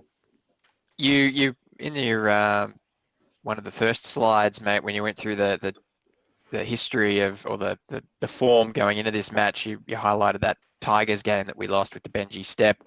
My understanding was that was the birth of the CSSC from that game, and then that sort of spurred on some fans to build up a fan base that would follow the Sharks and try and get a louder atmosphere than the opposition team. 05 was a pretty good season. As I said, worked at the club at this time. Each game was just full of people. It was always very popular to get down to the game and watch this one. And we had this weird scenario in 05 where we were very often the Channel 9 Sunday game. I couldn't tell you another season where that was the case, but at this stage there was Sunday Arvo with Sharks, and we were kind of everyone's second favourite team for a little while there. It was really quite surreal, but awesome fun. I think it's still our record for largest average home crowd for the year. Our average home crowd that season was 16,553, which is huge. This one was actually one of the lower attended ones. It was only 14,500 at this one. But I remember the first game against Penrith that year was 20-odd thousand there. We were bringing them in. I was going to mention before, you had that band at the southern end where the southern stand is now. There was a big screen there, then they replaced it with band, and they were playing live music during the game, which a lot of people watching the TV or even opposition fans like, gee, they're annoying, but they were good. They got a good atmosphere there. We were playing well. We were winning well at home. Apart from that horror Tigers game, we had a pretty good home record. So, Kelly, any particular memories for you from that year? Oh, I love 2005. It was one of me and Bolder went to a lot of games. Like Franco said, it was the birth of the CSC off the back of the Benji step around. So obviously at that game, we talked about Kamali and Origin, and I went to the second game with Joey Johns. Game 3, we won, but I had to listen on the radio because my daughter was born that year, so she's nearly 20, so I'm showing my age for 2005. We travelled down to Canberra for a game, Bolter remembers, and he still to this day doesn't know who Mike Goldman is from the Big Brother voiceover from those days, as we played trivia all the way back home on a long road trip, but we had a great victory down in Canberra. I got about 10 or 12 games I could pass on the Williams as a DVD set from 2005. So how good! I got a good little box set for this. So yeah. But then you mentioned the band, and now still one of the ones that me and Boldo still mentioned was our last home game. Who did we play there? Williams, our last home game down there at Sharks. Oh, South's last home game that you were South. We got a victory, so obviously we made the finals, and we knew we were going to go down to Win Stadium to play the Dragons because the finals were set. And Glenn Wheeler at the time was the ground MC that everyone remembers, and he was up on the stage and they had a presentation on the field, and he said, "It's all right, guys, 4 in a row, we can do this." So me and Boldo still say 4 in a row. You just got to believe we're going to 4 in a row. So go down the win that, win the next week, win a prelim, win a premiership. But Yeah. obviously that didn't happen. But I love 2005. It was a great year. After we'd lost very late to a diabolical Southside in Peachy and Stevens' last home game, I remember Paul Mellor getting a really good, 90-metre intercept in that one, but it was just a wet, miserable Shark Park night. That one was a bit of a dud into the year. I was also at Wynn at Wollongong for that quarterfinal, which promised a lot and then fell away, unfortunately. Baldo says he's still angry about things, but we'll let that comment slide. Moving on to the final one. Yeah, well, a lot of memories. Comment. Yeah, there's a picture of the great sludge. So this we were talking about this off air. This is actually briefly too talking about the Steve Rogers Cup. So this was he would pass away untimely and horribly, and we sent our love and well wishes to the Rogers family in the off season, early January 2006. But he was a picture. He was the Sharks CEO at the time on his phone, and they'll talk about him. It flashed to him after we scored, I think, our 7th or 8th try of the match, saying that maybe he's working out the salary cap after everyone's on fire for this one. Bit of a joke, but he time dilation I put here. So they were talking about how the 78 grand final, that was some quick maths. So 27 years prior. And then the 73 grand final was 32 years prior. And looking at that, and I remember now looking back at those eras, that's a different, not just a different generation, but it's a different century. It feels like a different universe. And looking back here, it just prompted me, and Kelly's going to correct me for a sec, because he doesn't feel this way based on his own experience. But this 2025 to 2005 is the same as 2005 was to 1985. And I remember for me, that's mind blowing, because 1985 New South Wales Rugby League at the time, the game compared to 2005 Rugby League is just completely not recognisable. Where you look at the 2005 game, and it's got a lot of similarities to the 2025 game. So it's such a polar jump there. And even like looking back to they were talking about back in the 70s, back in this, that, and the other, and it made me feel a bit old here when talking about like the 1978 equivalent for 2005 is actually 1998 now. And the 1973 grand final equivalent is 1993. And I'm like, wow, I remember those two. Not like they were yesterday, but they weren't too long ago either. So Kelly, I know you've got a different viewpoint given your I'd like to see the circumstances. rest of that picture of Steve Rogers and to see what phone he's actually using, because he would have been either texting and that's about it, or playing Snake. So 2005, he'd be lucky to have a camera on there. He probably had a flip phone, or if not a Nokia. It was a Nokia, I'm pretty sure. Yeah, definitely podcast and streaming like this 3 ways wasn't existing, and putting up slides like this. So completely different generation. And I think I had hair in 2005. So I don't know. It's a long time ago. It was pretty old. But Franco, any comments on that? No, mate. I haven't really thought about that scenario too hard, but you are right. Obviously, the more the game got professional, the more it drifted away from its past. That said, there is, I guess, diminishing returns for how professional you can get. So that probably relates to 2005 being similar to now than say 85. But yeah, I have quarter year life crises, so I'm going to pretend that I don't know what you old timers are still talking about, and I'm going to be enjoying my 24th birthday party in a couple of months. Says very good. My apologies for bringing that up. One further thing I did, should have put up here, and I did show the lats before, was I was caught at the coverage there, which you can see me maybe briefly with some speed dealers on there, in the background, and hanging out behind Cavell, 1v6, with my Uncle John next to me, who's a passionate Manly fan who was very, very disappointed that day. Moving on to the next slide here. And so Sharks 68, so hat-tricks to Noddy and Vangana, double to Bo Scott, and tries to Paul Gallen, Matt Hill to Paul Mellor, Jason Stevens as well, Cavell kicking 10 from 12 with Manly 6. Steve Menzies the only try, Michael Witt kicking a 1-from-1 conversion from wide out. The Sharks finished 7th with 12 wins and 12 losses, pretty poor record, to be honest with you. And Manly finished 8th on for and against with 12 wins and 12 losses. We got bundled out in the old McIntyre system. Second place Dragons playing us in Wollongong, as we said. Manly played whoever the first place team was, which I think was Parramatta, and they got, I believe, beaten as well. And Parramatta would go on to lose the prelim final to the Cowboys, and the Dragons would lose the prelim final to the Tigers, and the Tigers would be the, I think I've heard them referred to as the Bradbury Premiers that year. But they were deserving Premiers nonetheless. That was it for that one. Any closing comments, gents? Oh, it was a great game. It was good memories, as we've all sort of said. 2005 was just amazing, and this game was the jewel in the crown. It was such a cool time. You know, all ignoring the pre-premiership versus post-premiership scenario, where clearly having one in the bag gives you a bit of a relief of, oh well, there's always next year versus there's always next year. It's certainly 2005 was a pretty good year, and was really quite enjoyable to witness. Kelly, any further from yourself?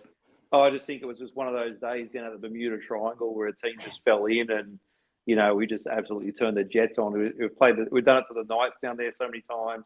We've done it to a few other teams down there and absolutely torched them. So it was one of those sort of throwbacks to the 99, 2000 and feeling like we absolutely flogged the team, and you can't come to Sharks and win a game on a sunny Sunday. So yeah, it was just one of those top highlights you'll never forget.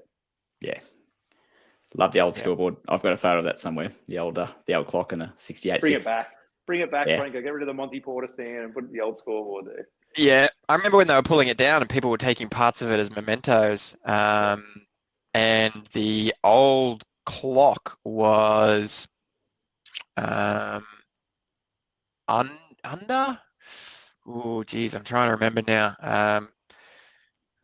It was stashed away somewhere, just collecting dust for the longest time, and you'd be digging away for chairs or something for a function, and there's this clock just sitting there, and it's like, They should have kept it.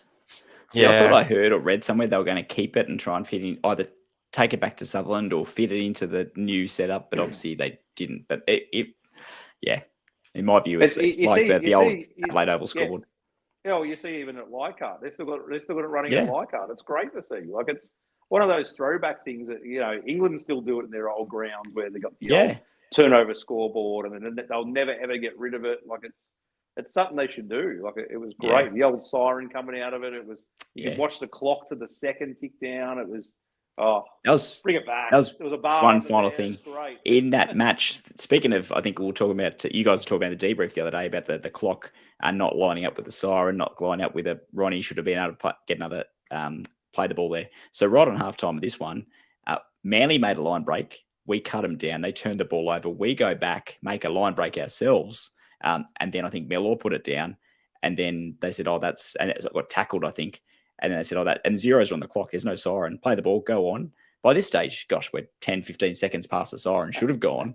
We lose the ball, turnover. Scott Donald streaks away. And we're like, oh, my goodness. Then Peachy cuts him down. And then I think Manda goes, the siren doesn't even go. Manda's like, I'm pretty sure, guys, we were halftime like 30 seconds ago. And then the siren goes off after that. So, that's brilliant. Sometimes.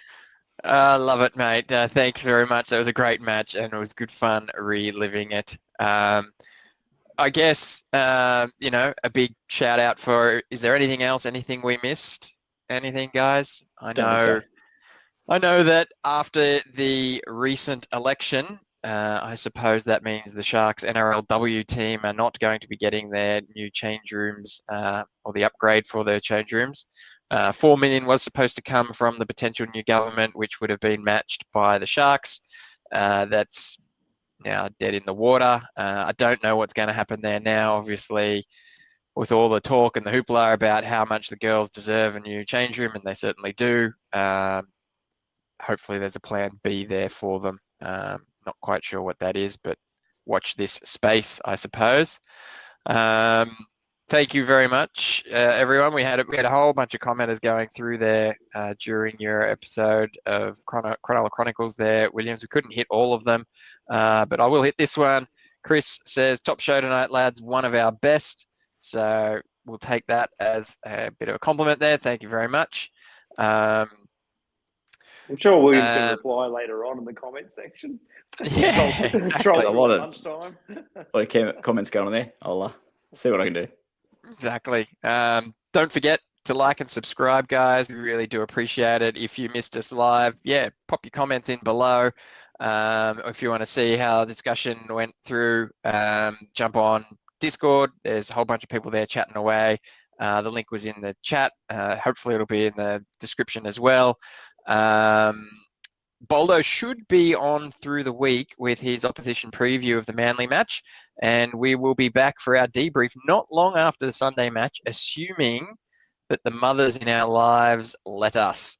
So let's see what happens there. Thanks very much, everyone, for hanging with us. This has been a really good episode. We will see you in a few days' time. Up, Cronulla, gang.